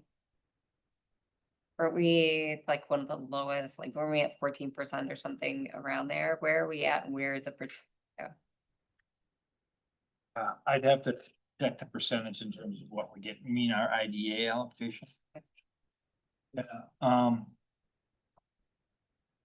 we get about, I think it's about 8 million. I can pull up the exact numbers, but the way we handle the IDA fund, right? We spend more on implementing IEPs than IDA will ever do. This year, $62 million of Fund 10 transferred our costs of providing IEP services. That 62 million is the money combined above IDEA reimbursement and the state education category, right? And so we maximize IDA funding the best we can, right?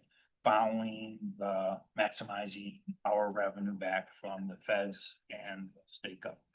And so we will use every last dollar of IDA for IEP costs. I'm working with Nancy and her team about kind of moving some of those costs around from IDA to local funds, because the state has put a lot more money in high cost special education. State reimbursement categorical above the normal categorical aid reimbursement, special ed. We'll be able to maximize our state revenue from that. So we'll use all the IDA money. It's just how we end up using it. You know do you have a projection of where it's going to end up? Like how high? You said it was going up for all the states. I said it went up slightly nationwide. I'm Okay. assuming the formulas haven't changed much, and I'm making the assumption at this point that the factors are not going to change much, so we should see what this year. Let me pull up other sheet. And we'll be getting information from DPI on those allocations. I want to say, well, sometime in the next month or two, okay? No. But again, it's one of those, our federal money, although in total is a significant amount, it's really a smaller piece of our budget. Right. And I know our costs are gonna be considerably higher, right? So then the other thing that comes into play with the IDA and the title funding is just getting the formula work. Added in a different.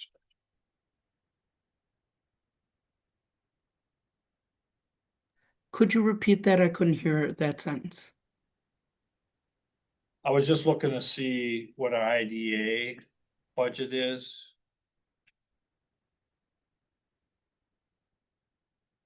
It was just under 7 million, but then we had carryover. of a little over 1,000,000 in 24, 25, and I know 25, 26 was about the same this year.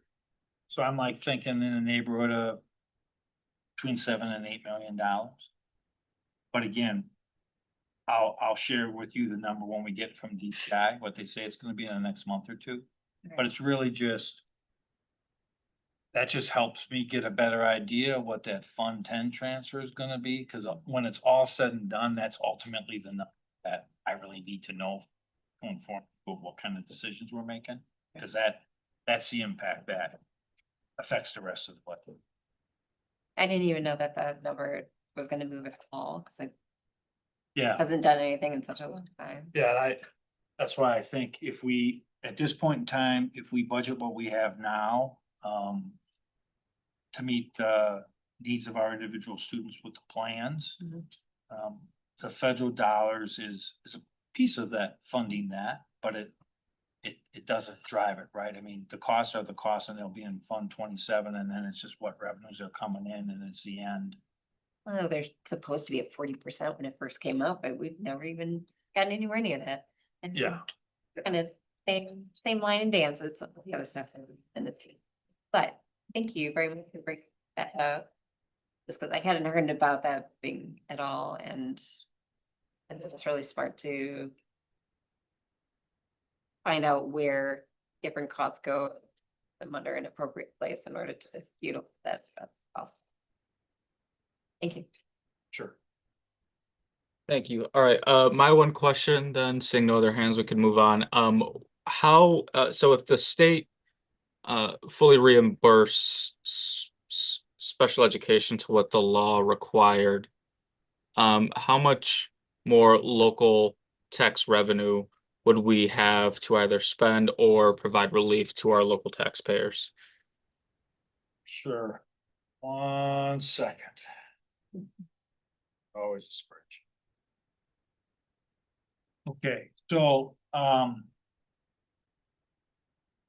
if we would receive this fiscal year, and we won't unless the legislature convenes and the governor signs law that month, right?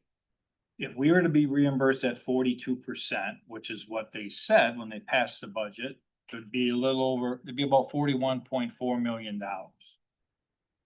Right now, DPI is reimbursing us for 35% of costs, which ends up being 34.5. The difference being just under $7 million less in terms of what they said they would give us, but the current estimates are 7 million less in state revenue, which again, that causes a hole in our general fund, because if we don't have the state revenue, or if federal IDA goes down, our Fund 10 transfer to cover those unfunded costs from the feds and the state become a general fund charge. So I'm assuming 62 million in the budget this year. And then that number will go up or down depending on what we ultimately end up getting budget. Okay, thank you. Sure. And then real quick, board member Vandermeer, and then we're gonna move on. I have a real quick question. So it's 66.2 million we spend on special ed out of our general fund, and we get reimbursed 35.8 or 35.8%. No, the 62 million is the dollar amount that has not been reimbursed by a state categorical or IDEA. So it's the costs that have not been covered by special education aid at the state and federal level.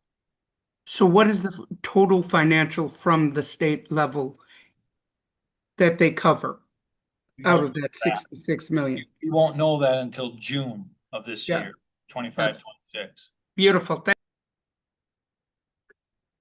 All right, board member Pearson, board member Vandermeer, and I'm gonna give it to y'all to take us through the policy changes for the rest of the meeting. Sounds good. Okay, let me bring up.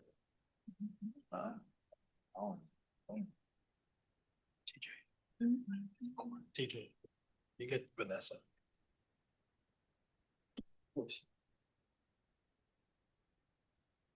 Okay, so first, the first policy that we're gonna be looking at is the driver responsibility. This is our second read for that policy. And we have here, Scott, if you. Yeah. Sure. Yes, we were implementing policy on increasing domestic rules here. They will take it from me. I can't hear you when you turn the other direction. I'm sorry. The microphone is. It's you just gonna have, Oh. just speak up. It doesn't matter where you turn, but if you just speak up. Sounds good. Thank you, everybody. My name is Vanessa Cruz, Assistant Director of Transportation and Logistics, and we're here to talk about the driver responsibilities policy proposal. Just a little history. MMSD has not had a formal policy to govern the use of our vehicles. By establishing clear expectations, we can help, it's an important next step in strengthening oversight, consistency, and risk management for the district. So I'm here with Pat as well, and so she's gonna go on to this about the rationale for. And thank you for having me. I'm Kat Wing, Risk Management. And so, yes, we have a lot of rationale for the policy creation. As Vanessa has mentioned, we've never had a fleet management plan in place or policy for it. Number one is our district authority, district level operational necessity based on contractual obligations with Liberty Mutual. This is a mandatory for compliance. So it's not optional for us to have without this fleet management any longer. We have a lot of benefits that come in place with this also. I'm trying to improve the safety of the MMSD employees, students, and public while reducing crash frequency and severity. So basically our whole MMSD community. Strengthening compliance with insurance and risk management standards. We're wanting to reduce long-term costs associated with claims, repairs, and insurance premiums. Provide clear and consistent expectations for all fleet drivers. And then reinforce public confidence in MMSD's commitment to safe and responsible operation. And overall, I mean, we really want to look towards the mitigating long-term costs associated with the vehicle crashes and to Pat over the years.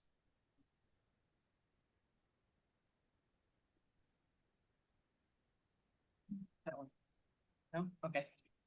We can go to the next, actually, thank you. So just want to highlight, this is the updates we made from January 15th. Under section 9, misuse and abuse of district vehicles, we just clarified that employees are personally responsible for any traffic or parking violations incurred while operating a district vehicle, including all associated fines and penalties.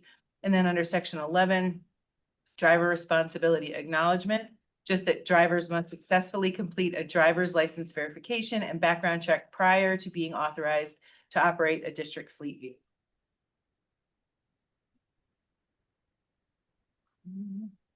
And that's everything. Okay. Okay, so open up for board members, questions, comments, thoughts, adjustments for this policy.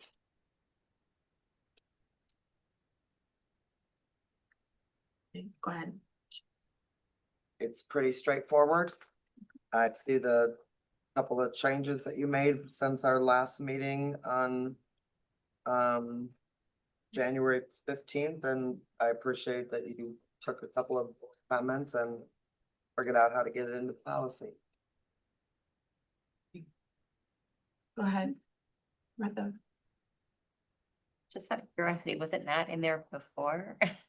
Or like it Never had a never board policy about Oh, our fleet specifically. And so Liberty is saying that we have to have it or it's gonna affect our coverage gotcha. if we don't. I was looking at the red line stuff. Is that the part that you're particularly talking about or in? Just what we changed for this yeah, the whole policy is brand new and the edits we made from the 15th to today are the red.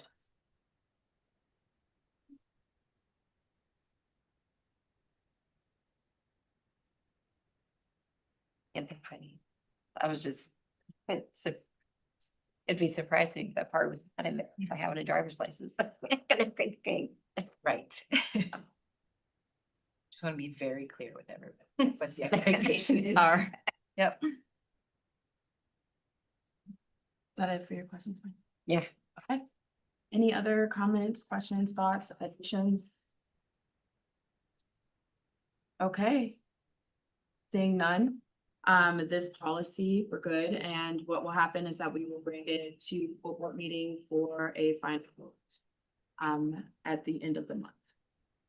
Which is, I think, our full board meeting is next week. 23rd. 23rd, thank you. Thank you. That's good. Thank you.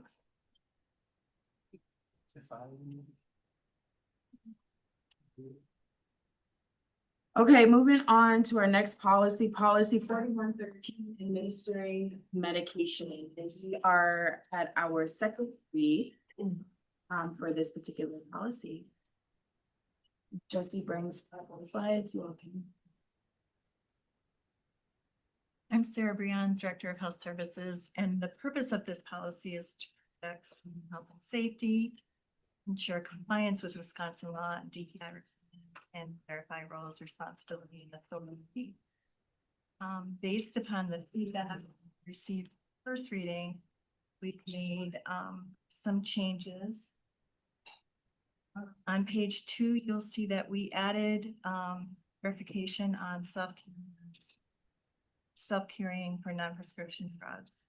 So we specified more clearly that it requires parent guardian consent, return to the school nurse. It aligns with DPI requirements, and it ensures consistency and removes the perception that self-carrying is less regulated than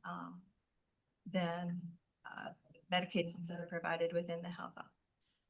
And it clarifies the original packaging. The next portion of the policy we were asked to review had to do with strengthening the requirements around proper labeling of medication. Again, that was based upon DPI guidance. That was updated. And then finally, we were also asked to look at communication of medication errors and incidents, and we worked with our legal team and followed their guidance as it related to what that policy should contain. And Monka, I don't know if you wanted to review that or. Oh, I don't mind, since Petra's in. Okay.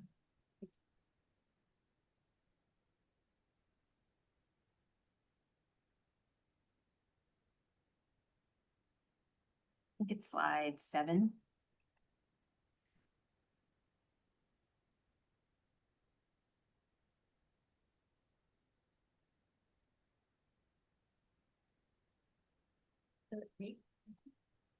I think 7 and. Are these the last two? Yeah. Okay. Sorry about that. Okay, so in response to some of the concern that were raised in just the discussion in general from the first read, for the second read, what was modified, and if you're following along, I'm on there's the slide, but I'm also looking at page 5 of the red line copy. Towards the bottom of the page that starts with student information and quotes from there on.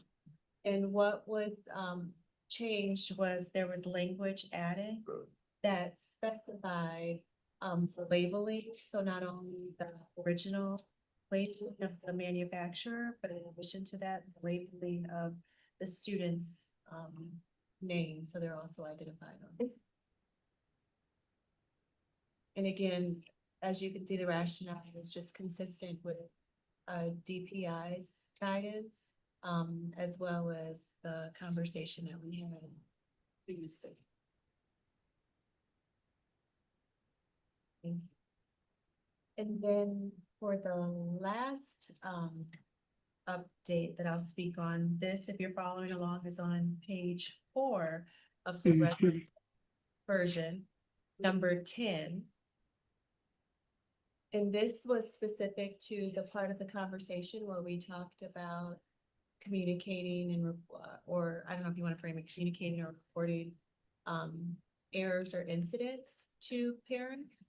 And so in response to that, the language was modified to be more specific in terms of when the time frame by when we expect as a district that information will be communicated to parents. And where we landed was that if it happens during school hours, that by 5 o'clock that day, if it's discovered, I should say, during school hours, by 5 o'clock that day. If not, then by noon of the next calendar day.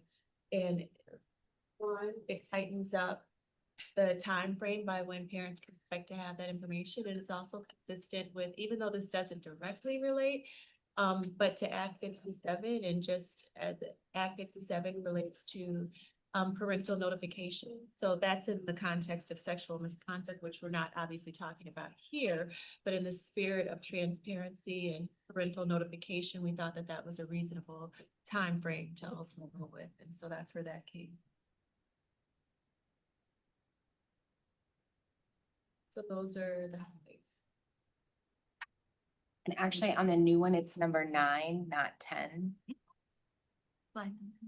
No, it's like on the procedure, it's the number 9. I think they got renumbered. Okay, I thought. No.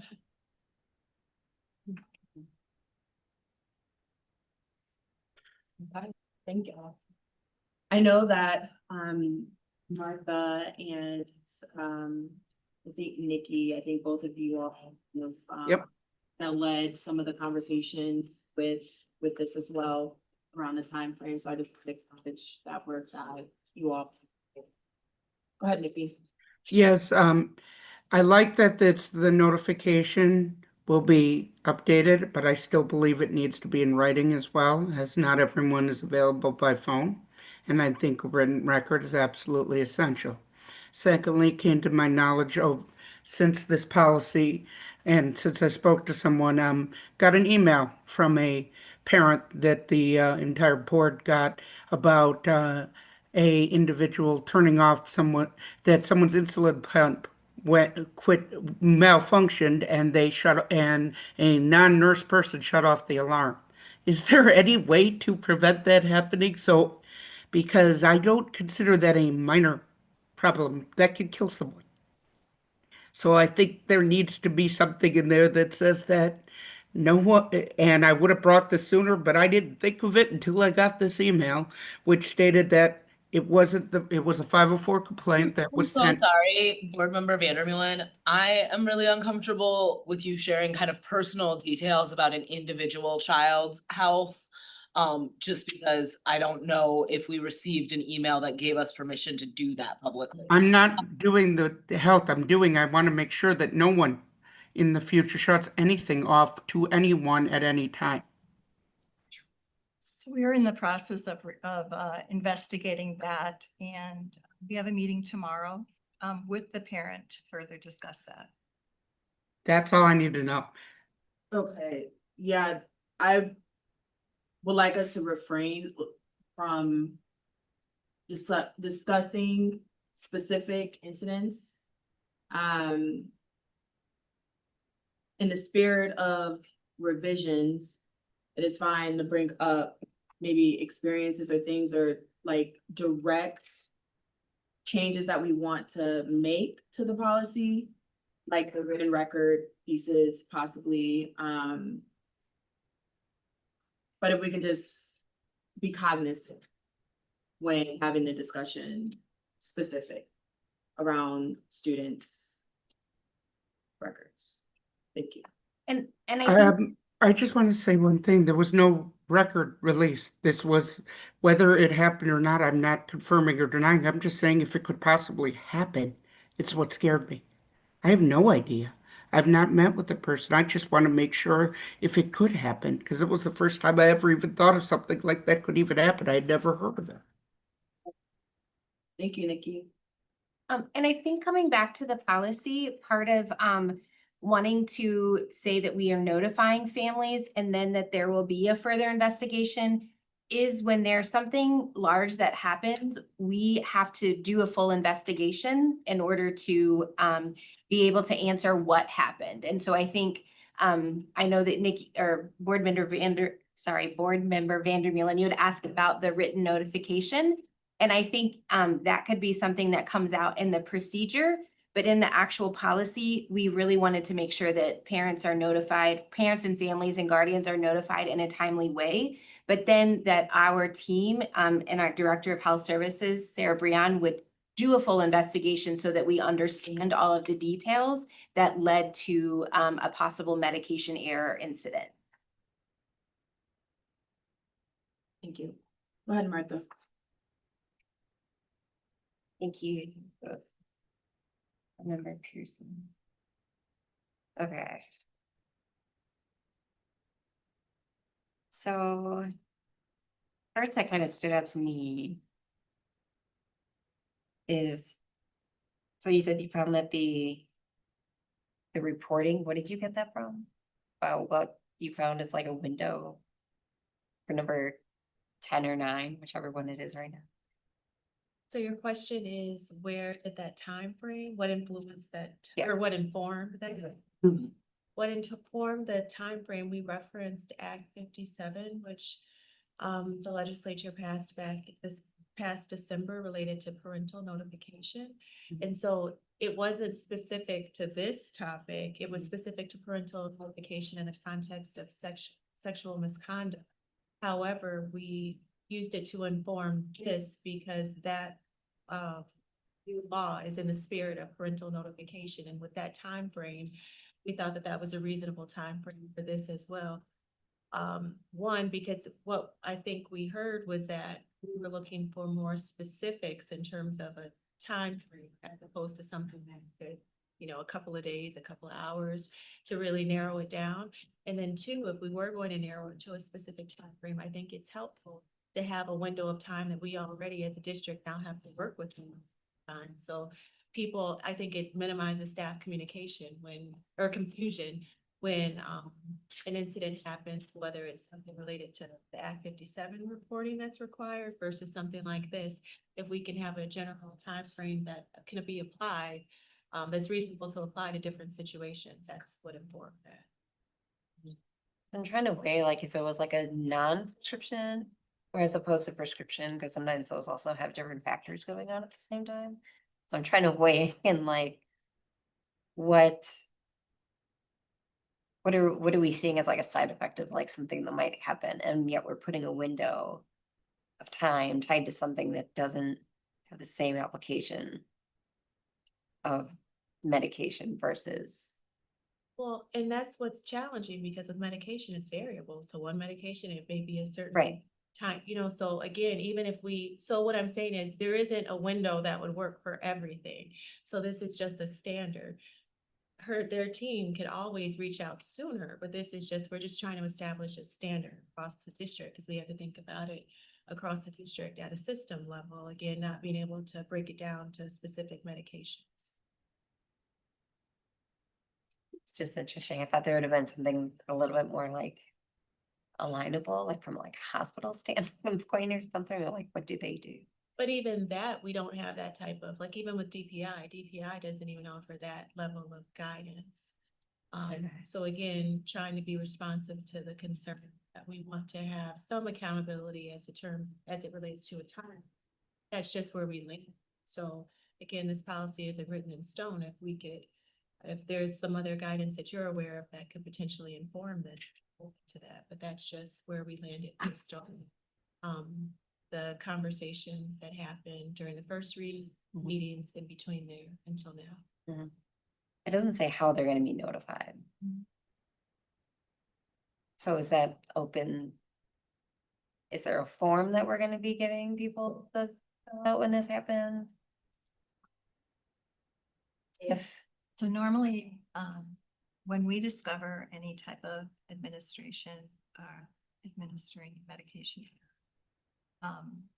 there is an incident report that is created and sent to me, so that we can begin the investigation. However, the guardian is contacted immediately as soon as we discover the situation.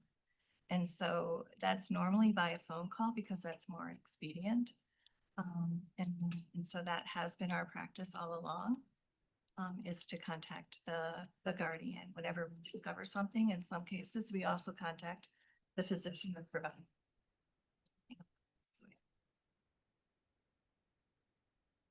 Putting it on here though, it's just not clear as to how they're gonna be informed. It just says they will.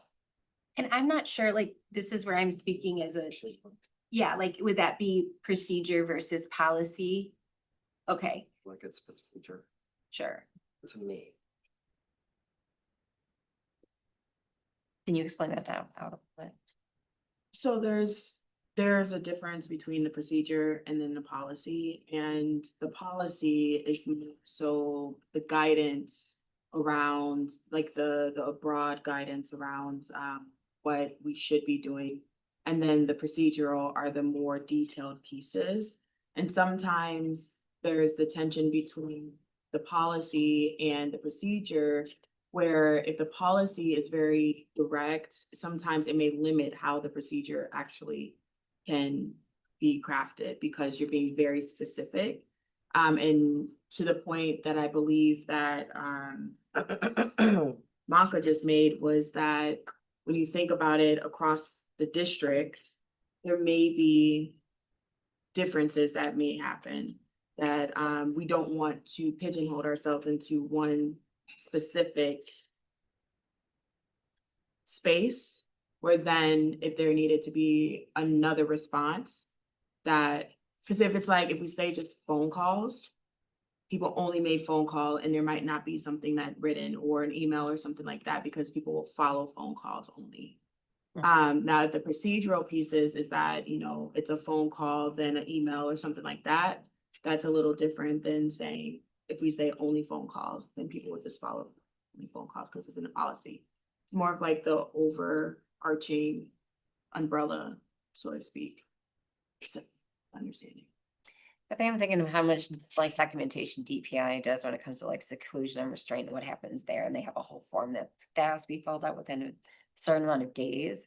And because I think medication is really important and really subject to what happens immediately afterwards and how that's documented, that's kind of where I'm trying to get at. I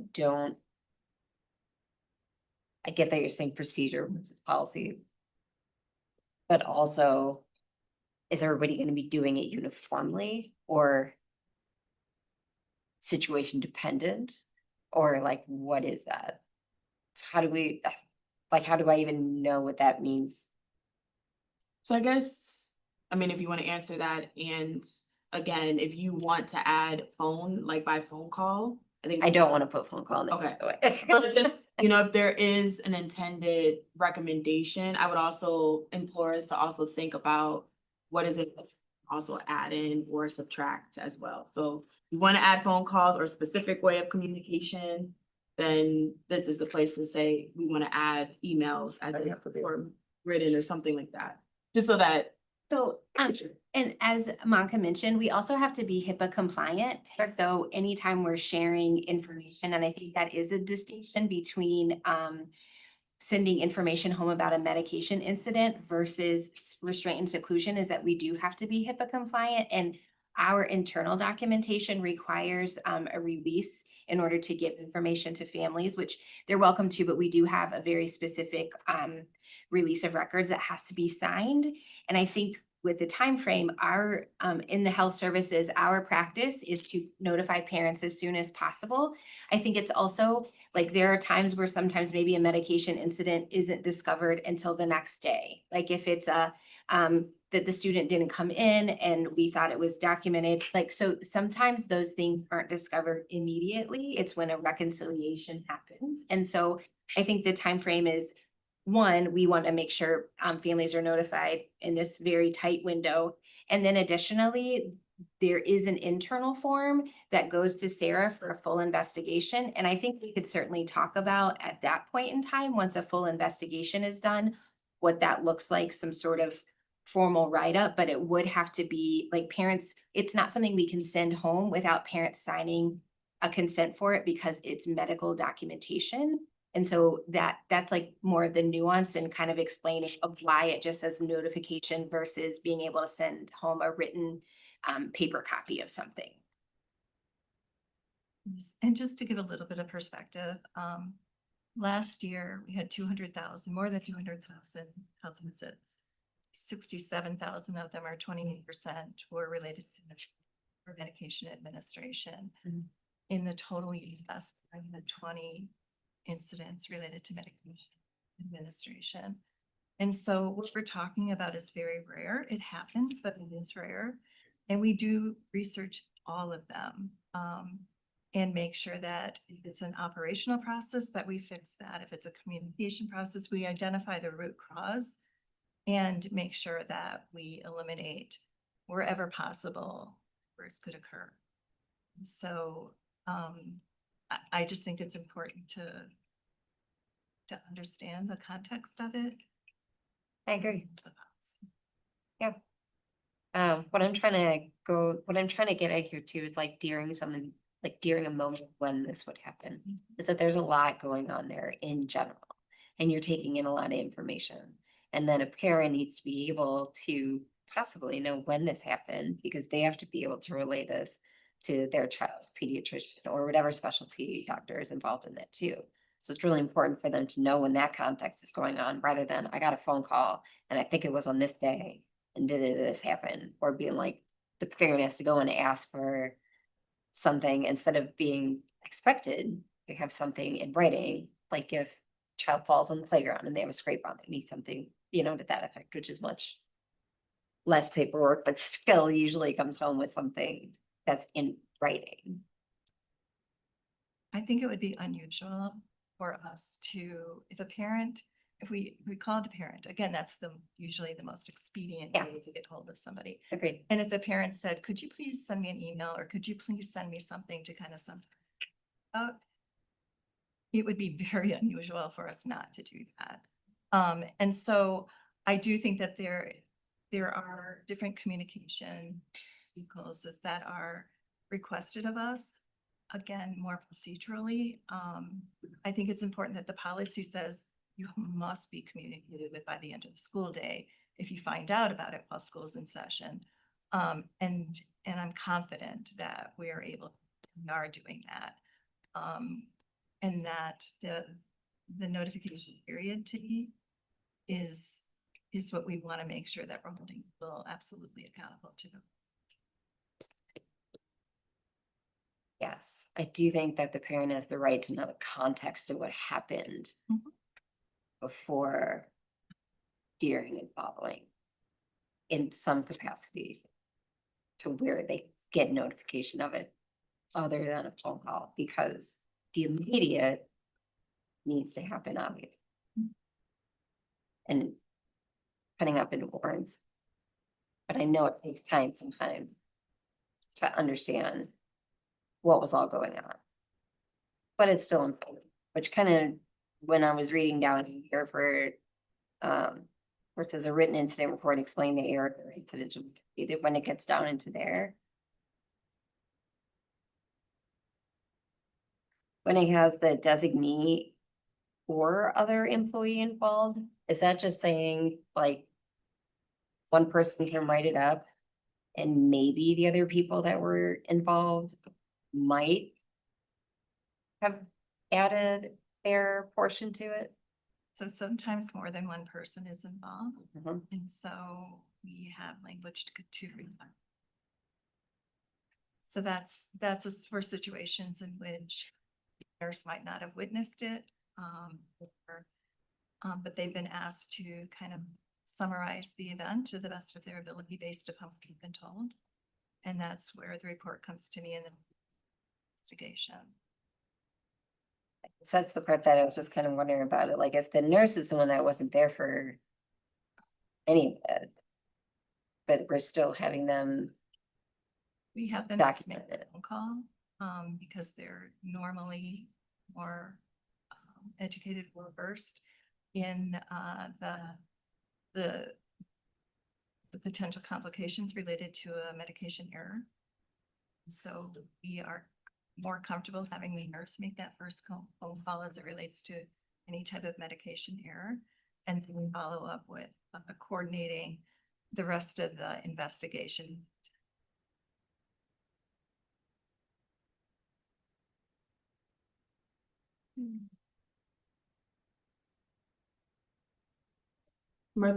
Specific. I know, I'm just gonna take It's a breath for a minute. Y'all can go on for. Okay.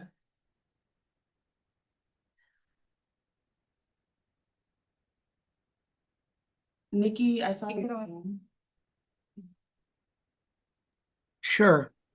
I think we need to have it in writing as part of the policy, and the reason why that a form of communication, including having it written, needs to be part of the policy. The reason I think it is not just procedural is because the amount of time that it could take could be life and death, and that I worry about. That is the language I would like to add. So Nikki, it does say a written incident report explaining the error and incident shall be completed by the school nurse or the director's designee. So it does explicitly say that it will be in writing. But I want a letter explaining what happened. That's an internal document. So the incident report is internal for our team to fill out the investigation, and I think what's being asked is a written letter to go home. Parents. And again, I just raised the concerns around HIPAA and that we have to have consent. But here's my question, if I may.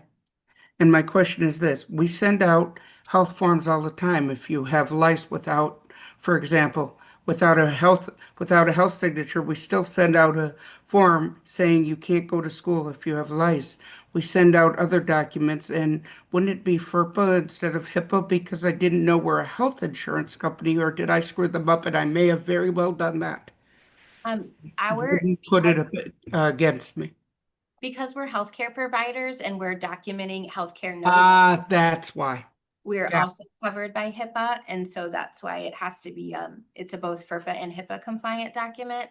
Got And it. just to clarify, kids can be in school with head lice. We don't exclude. Really? We don't exclude children for head lice. See, they did with mine. Sorry. What else? Okay, I'd like to get us back on track here with the policy and just in general, not try to avoid discussing individual I asked on cases in the individual public. language, on adding, on. So writing. we're looking to add a written notice, Nikki. I want a written letters, what my request, you have said, if you wanted a request for language, now was the time to raise it. Okay. So I did. Is it okay if I interject here? I'm just concerned about that because we have the professional stating that what we are potentially putting in this policy goes in direct violation of the healthcare providers who have to do it, who are held to a different standard. So I just want to be clear on that. I was explaining to Savion what he said. It wasn't on topic. I was trying to explain why it was on topic, because it was directly related to it. And that's as where it pertains to an individual incident that may or has occurred. what I'm It's just saying, not I good wanted on practice. all. I wanted on all. I think it should be on all, so I Okay. wanted to put language in. I think we have established that she wants to add a language for written communication to a family in the policy. Healthcare professionals are saying that will be in direct violation of HIPAA or like the law essentially in terms of notification, unless there is something that the parents send out specifically agree to having that be sent to them. And May I amend my language? what do you want to amend to, Nikki? If a signed form is present by the parent, then a written letter be included. The release is very specific. It's very specific to like the day of an incident. And so we could add as part of our procedure that we have a release signed so that we could share information with families. But that wouldn't be able to come like the day of, because we would have to have the consent form on hand in order. That's reasonable. That's reasonable. Okay, thank you, Nikki. I mean, I don't know if board members want to agree to adding that or somewhat. That's fine. In favor of it, just because I don't want to pigeonhole our healthcare professionals in doing what they need to do. I understand the concerns that are raised about making sure that folks are somehow notified expeditiously and with the context of what is occurring. And I think that that's where the flux is, but I know that, Michelle, you have been waiting, so go ahead. Yeah, I was just gonna say, and I hope this doesn't sound any kind of way, but this policy needs to be able to be implemented and enforced across 52 schools. In 52 different health offices. So what I'm appreciating since the last read was that Martha, you mentioned the importance of parental notification when there is a medical error of some kind. So I'm feeling good about the red line additions of letters A and B, and that they're much more specific. Like there's a time frame about when that parental notification needs to happen. And while I'm also hearing some other potential desires of, you know, the ways that that notification should happen or could happen, I also want to, as a board member, trust the fact that like the health office, the nursing staff, they have to be able to like implement it, enforce it, monitor it, across all of our schools. And so if I hear a staff person saying like, hey, if we go in this direction, there's a release or there's a this, I would rather at the policy and procedural level, keep it so that the time frame is specific, the parent is notified, and then let them get that done. Cause I'm afraid that if we start to go too detailed, it may not be enforceable consistently across all the 52 schools. That's where I'm coming from. For me, I would be okay voting in support of the new red line version. Cause I do think it addresses some of what I heard board member Saravo mention at the last, at the first read. Martha? You good? Yeah, if I could, thank you. I like the breakdown that you presented there of that. And I can appreciate that too. And then I'm trying to think of everything that you're providing, which I think I was trying to get at, but then you managed to like talk about the HIPAA stuff a little bit more directly. And so recognizing that every situation will not warrant such a heightened, probably more immediate need, depending on what the medication as well. Because in this one, it's not really talking about if it's prescription, not prescription, but obviously there's a lot of different medications out there for kids and all the side effects are going to be very different. Yeah. There's just nothing right now that's like prompting or even giving parents like the option to have something in writing. Because that may be more helpful to parents when they're going back to their healthcare providers with their, with them, so they have something there to go off of. And I know that it takes time to get stuff done. Like, how does it happen where they even get the option to know that? Parents don't always know everything. We can put something out there and great. Do parents know that they can ask for that? Not all the time. How do we be proactive in there where we're being like, this was a lot, this was really important. Do you need something in writing? Like us, that's what I'm trying to be at. More proactive instead of, yes, the parent has access to this, but they need to ask for everything, or we can't do it with this. Well, how do we still make sure that they have access to some information other than the And our health office has guidance and we can work to update that guidance to reflect when an error, an incident occurs, like we can tighten up our procedure. That's an internal separate from the board policy. And I think that's really good feedback for us to have when revisiting our procedural steps that happen in the health office. Is that something we will get to appreciate down the road? I mean, I think we can definitely ask, in the policy piece where we're just looking at policy. And so it's not a procedural space. But if you want to add in the language to say something around, and I'm thinking of just, parents can, require or work with the nurse or the the nurse or the MSCR director's designee to receive like a written response as optional or something to just clearly say like it's the parent as needed or something like that, to clearly state like this is an option for family in the policy if they work back with their person. Because again, not every incident that we're hearing may warrant, you know, if my kid has something, that doesn't mean that I need to take them to urgent care and have this written document and whatnot. It might be just something like, okay, go to sleep, listen to the drill or something. And so Oftentimes it's not supposed to that. get that at 8. No, Yeah. and we call.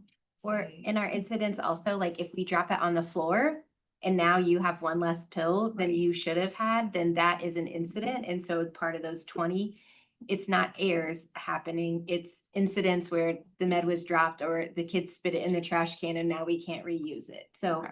those are more common issues that we had that require this form. Okay, so would it be reasonable to find language to just say like the family or the parents or the guardian can request request a written notice as needed?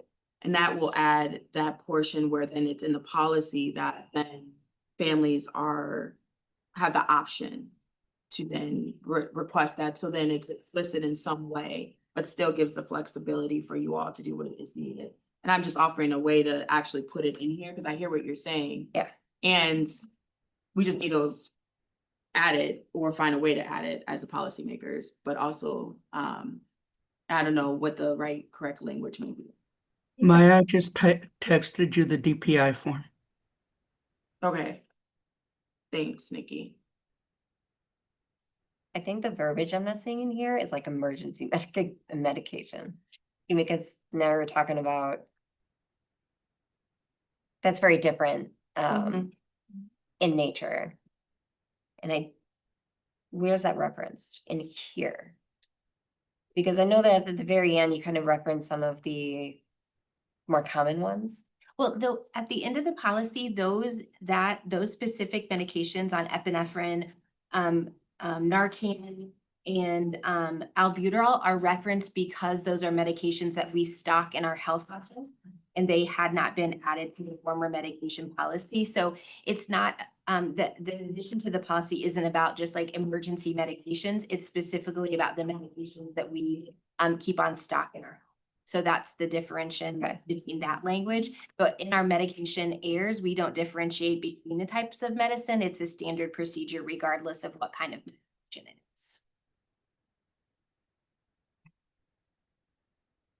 I was looking at the self-carry options, stuff like that. And some of that is that's where we would be referring to that probably more as emergency medication sometimes. Yeah, depending on there the is. need for it. It's written out as the distinction between prescription self-carry, which does require a contract with the school nurse, versus non-prescription self-carry, which only requires parent consent moving forward. And yeah, that's what it would require. So in this document, prescription and probably emergency medication. Well, And all how it's- emergency medications would fall under the category of prescriptions. That's what I was trying to get Yeah. at. Okay, so that's why it's not differentiated. Correct. Okay. Okay, I think I'm kind of like talked through what I want to do here. I'm still not totally sure if I'm like completely clear on some of it. So the thing is like, even with the second read, Yeah. even if we were to approve the policy that allows them to move forward. with Right. The way the policy is, we can always look, once we get to Martha's point, if there is other guidance or other information or something comes up, we can always look to bring it back at a later time. And so there's always the flexibility for us to be able to move. Still, if we need to, if that makes sense. It does. I think the other thing I just want to point out, and when I was talking about, when it talks about who's making the notes of an incident that happened, depending on what it was. You may not get everyone's direct recollection of it. But I don't see how that helps your nurse at the school.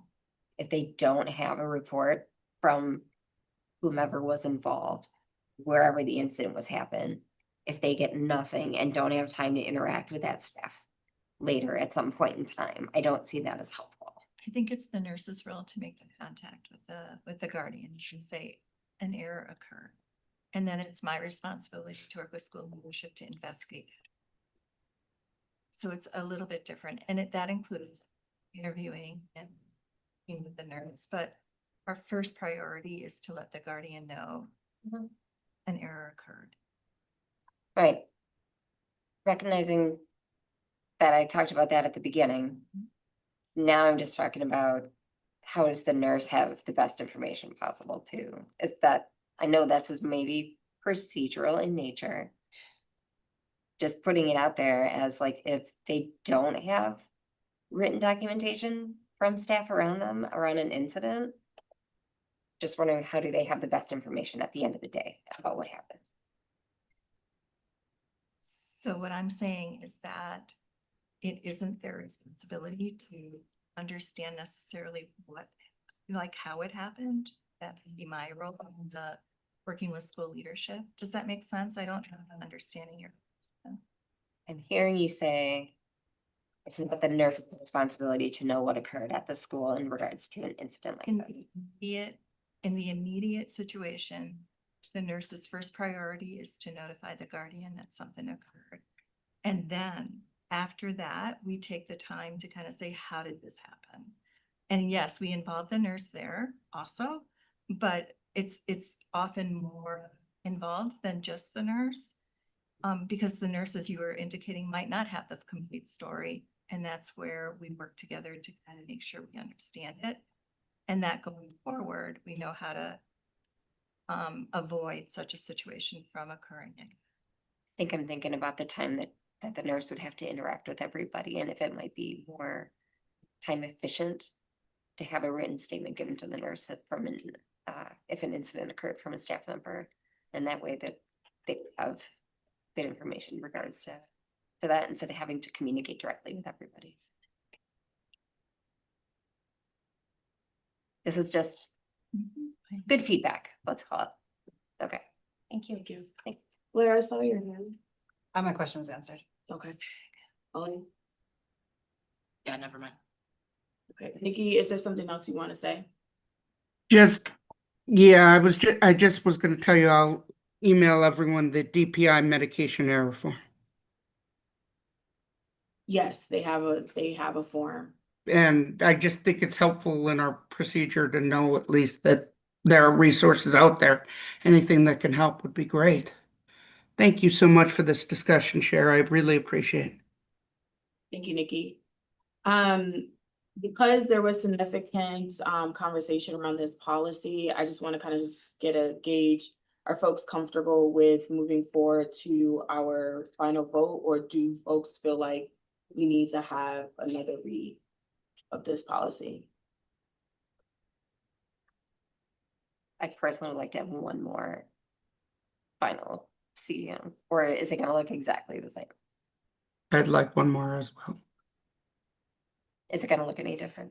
No, we will take for our final read or our final vote, it will be what is proposed in a second read. And that's what we would be voting on. So no additional. There's no additional Yeah. change, correct? Is that correct? Yeah. Correct. No changes?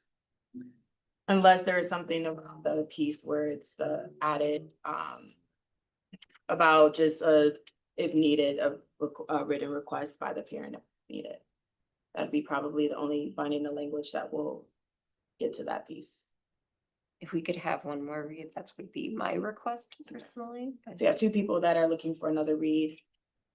Yeah, this is my first read of the policy. I think in the future, if we have board members who want to have real specific information about the policy and the procedure related to the policy, I'm hoping that they can meet with the team outside of this space to get that get that work done, because some of this goes outside of the scope of the policy itself.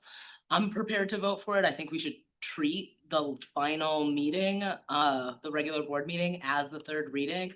People will have the opportunity to amend it if they're interested in amending it and getting the votes of the rest of the board. Okay, thank you, Ali. And just so that folks know, I do believe Martha and Nikki did meet with the staff, like in between the first read and the second read. So I want to just be clear about that. Blair, Sabian, Michelle already said she's prepared. Are you guys want to continue with a third read? I am prepared to vote on it. Okay. Okay, and Claire got her thumbs up, looks like, and. Okay. Yeah, we can certainly have the third read if it's needed, but I agree that doing that in the board meeting, that we'll vote at, sounds great. So what it sounds like is that if you all can work together to find that small change where it adds if needed, like written consent, and then we will still make sure to send out the clean version before the board meeting. And then from there, it sounds like board members are more interested in moving forward with the final vote, but using that final vote as a space for possible conversation. What I would say is like, my hope is that between now and our final vote, Martha and Nikki, if you all can be very specific in what you're asking to update and change with actual language, that will be like, if you are looking to add something at the regular board meeting, my hope is that you all come with very specific things. That way we can have a very specific conversation, and that conversation does not get longer than it needs to.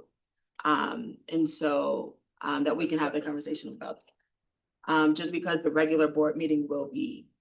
Yeah, and I'll be preparing that. It's gonna be changed. So if there is specific language, to Maya's point, because there could be legal implications or HIPAA, I would really ask that you all send it in advance so that the appropriate folks can kind of look it over. Because to do that on the floor in the meeting, when there could be like legal or health guidance, things that need to be verified, it may be hard just to add language like on the floor. So I think it's important to try to send that in advance of when we bring it back to the regular board meeting at the end of the month. If that's okay. Yeah. Okay. Does that sound good? Thank you. Unfortunately, I have to leave early. I apologize. I have the carpet cleaner picking up the stuff tomorrow at 6 a.m. and I'm sorry. I just have to. I apologize. Okay, thank you. Okay, going on to the next policy, the 6700, we are looking at the proposal for naming or renaming of a MMSD building or school facility, and TJ is going around giving us the updated one because the one that was printed for us tonight was not the correct version. And so and we have been informed to add it to this. So if you all want to, we can bring up the presentation really quick about what adjustments are made since our last read. We can start talking. So, good evening. So there were 3 main adjustments that were made to policy 6700 and policy 6701 that dealt mainly with, you go to the next slide, with clarification that was needed within the policies. Next slide.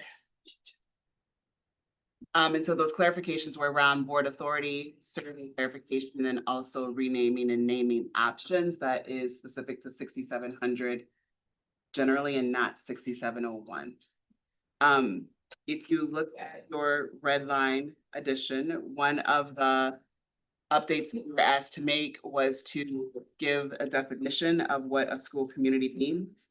And so that was added so that we were clear that a school community involved the staff, students, parents, and guardians.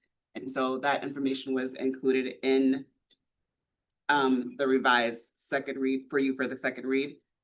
In addition, there was conversation around what institutes or when do we know that there has to be a survey implemented to the school community to determine if we're going to move forward with the renaming process.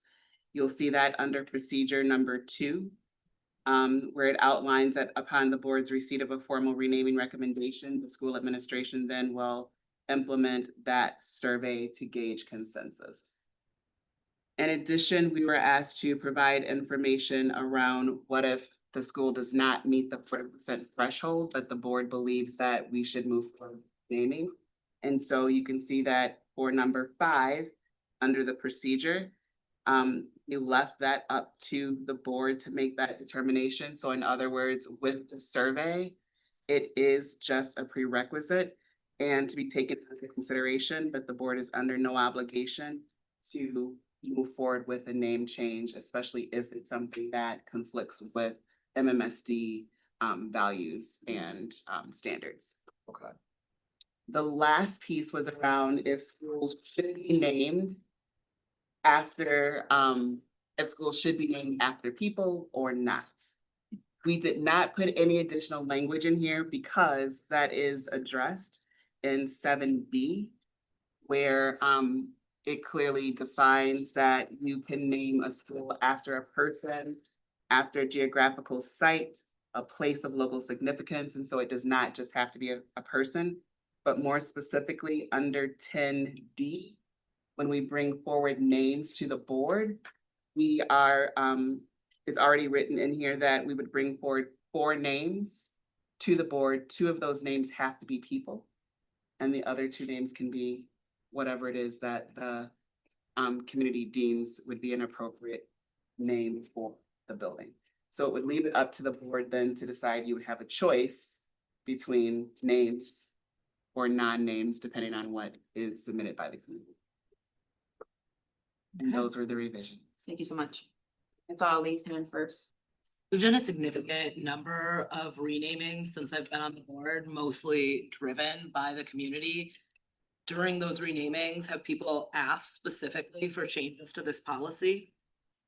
No, not that I am aware of, no. So this is not changes driven because people who were doing renaming said, these are things we really need to help support us in this process. It was more clarification on an internal side as far as how many renamings do we have per year, because that was up in the air, as well as just clarifying several things around the process that were ambiguous within the policy generally. Okay. And so the suggestion that schools not be named after people stands out to me because we've done a significant number of renamings while I've been on the board, and almost all of them have been the community saying we want to name the school after somebody who is significant in this community. Right. And I think saying we as a board want to unilaterally take that away doesn't make a ton of sense to me. So can we talk about the thinking in relationship to that?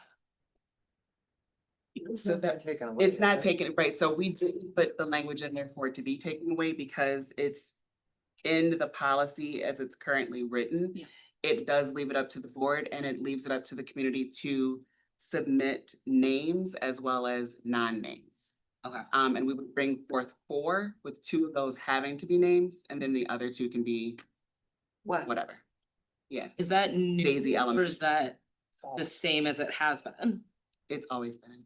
Okay. Yeah. That's it for my questions. I'll vote in favor of the changes you've made. Yeah, just like a few board members last time, including myself, asked more specifically. No, I wasn't the only one. Vivian was there too. But we just recommended what language if we were to only name, like no longer name schools after people. Like what language would be possible in this policy.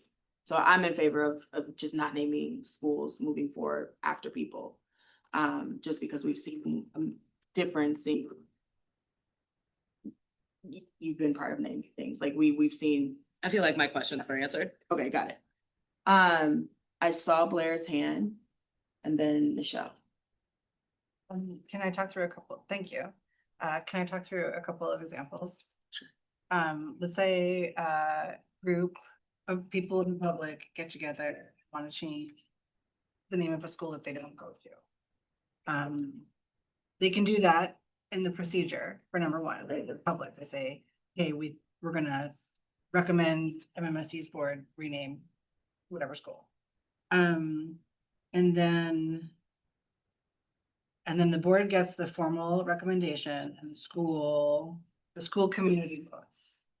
And then I see, I guess I don't see the part about the school board saying, okay, well, your school community doesn't want to change it, but like, we can't have a school named Lindbergh anymore. So what it looks like to me in number 5 is, it has to pass the approval threshold and then the board can decide whether to go forward on it, but I don't see anything about what happens when there's an impacted community that's not all the school. Am I missing something? Yeah, sorry. That's good. I'm gonna use Lindbergh as an example. There are a lot of Jews in town. Really wish that we didn't have a school named after an anti-Semite. I don't know that everyone at Lindbergh wants to deal with a name change.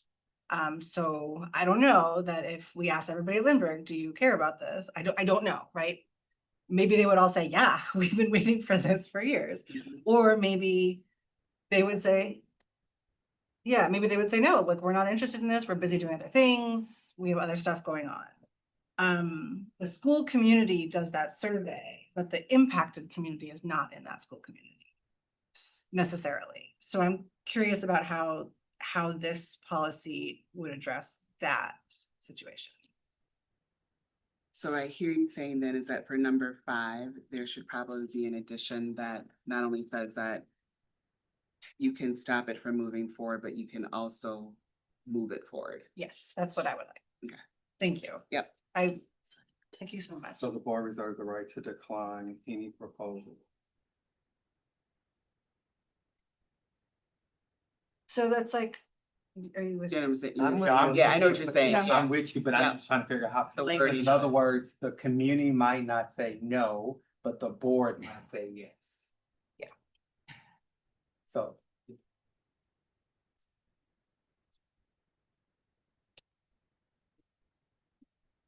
And I'd be curious what other people think. Yeah. Right, maybe it's, okay, get organized, go talk to families in Pittsburgh and explain why you shouldn't have that name. I would see that too, but that's the thing that's on my mind.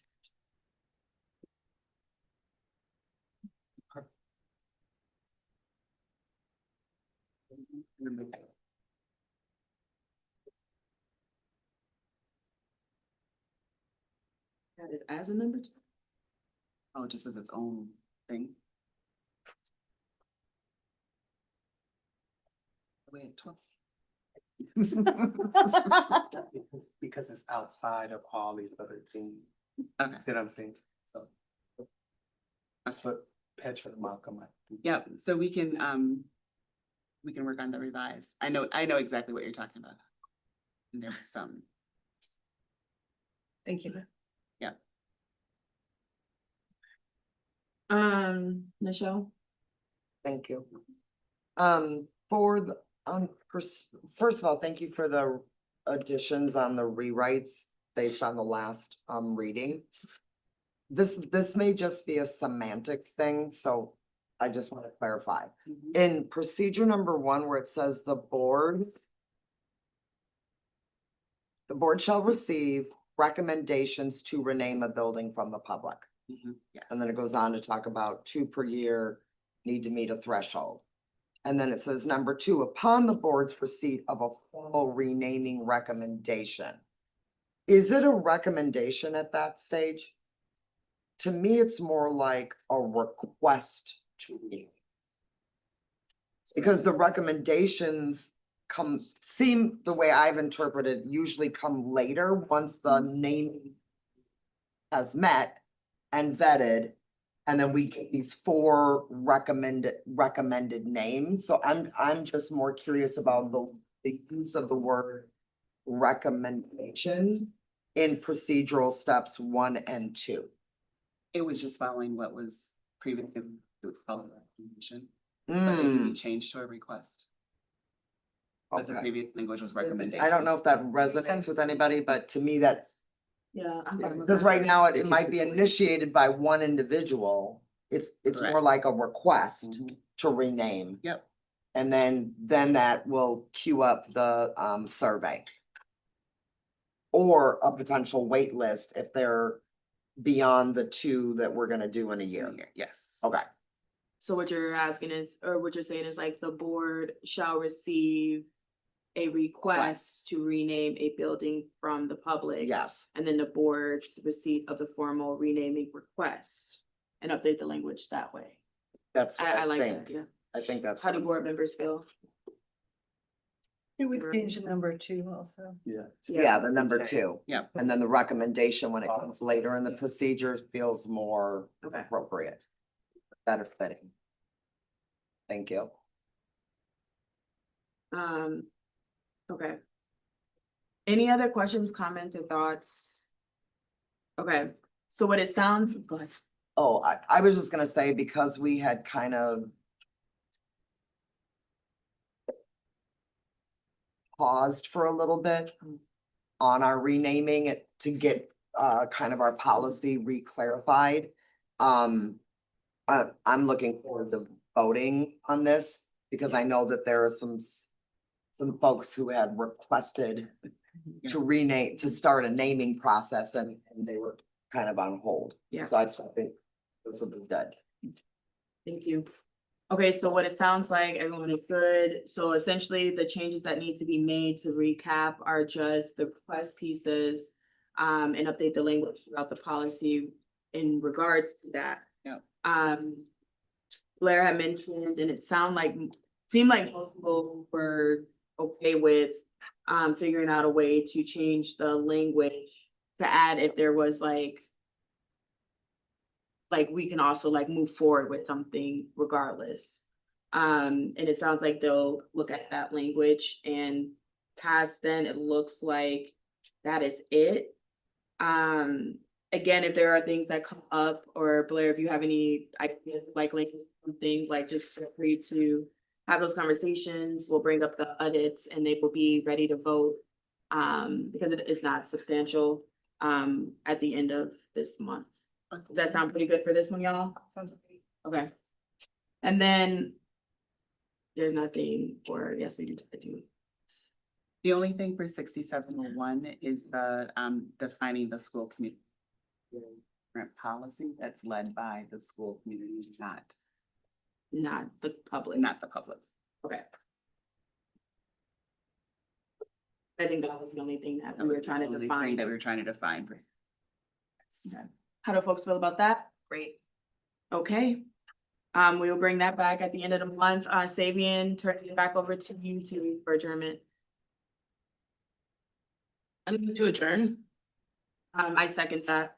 All those in favor? All those in favor? Aye. Martha? Aye. Okay. Savian? Okay, that passes 5-0. Aye. Oh, there it is. You said goodnight.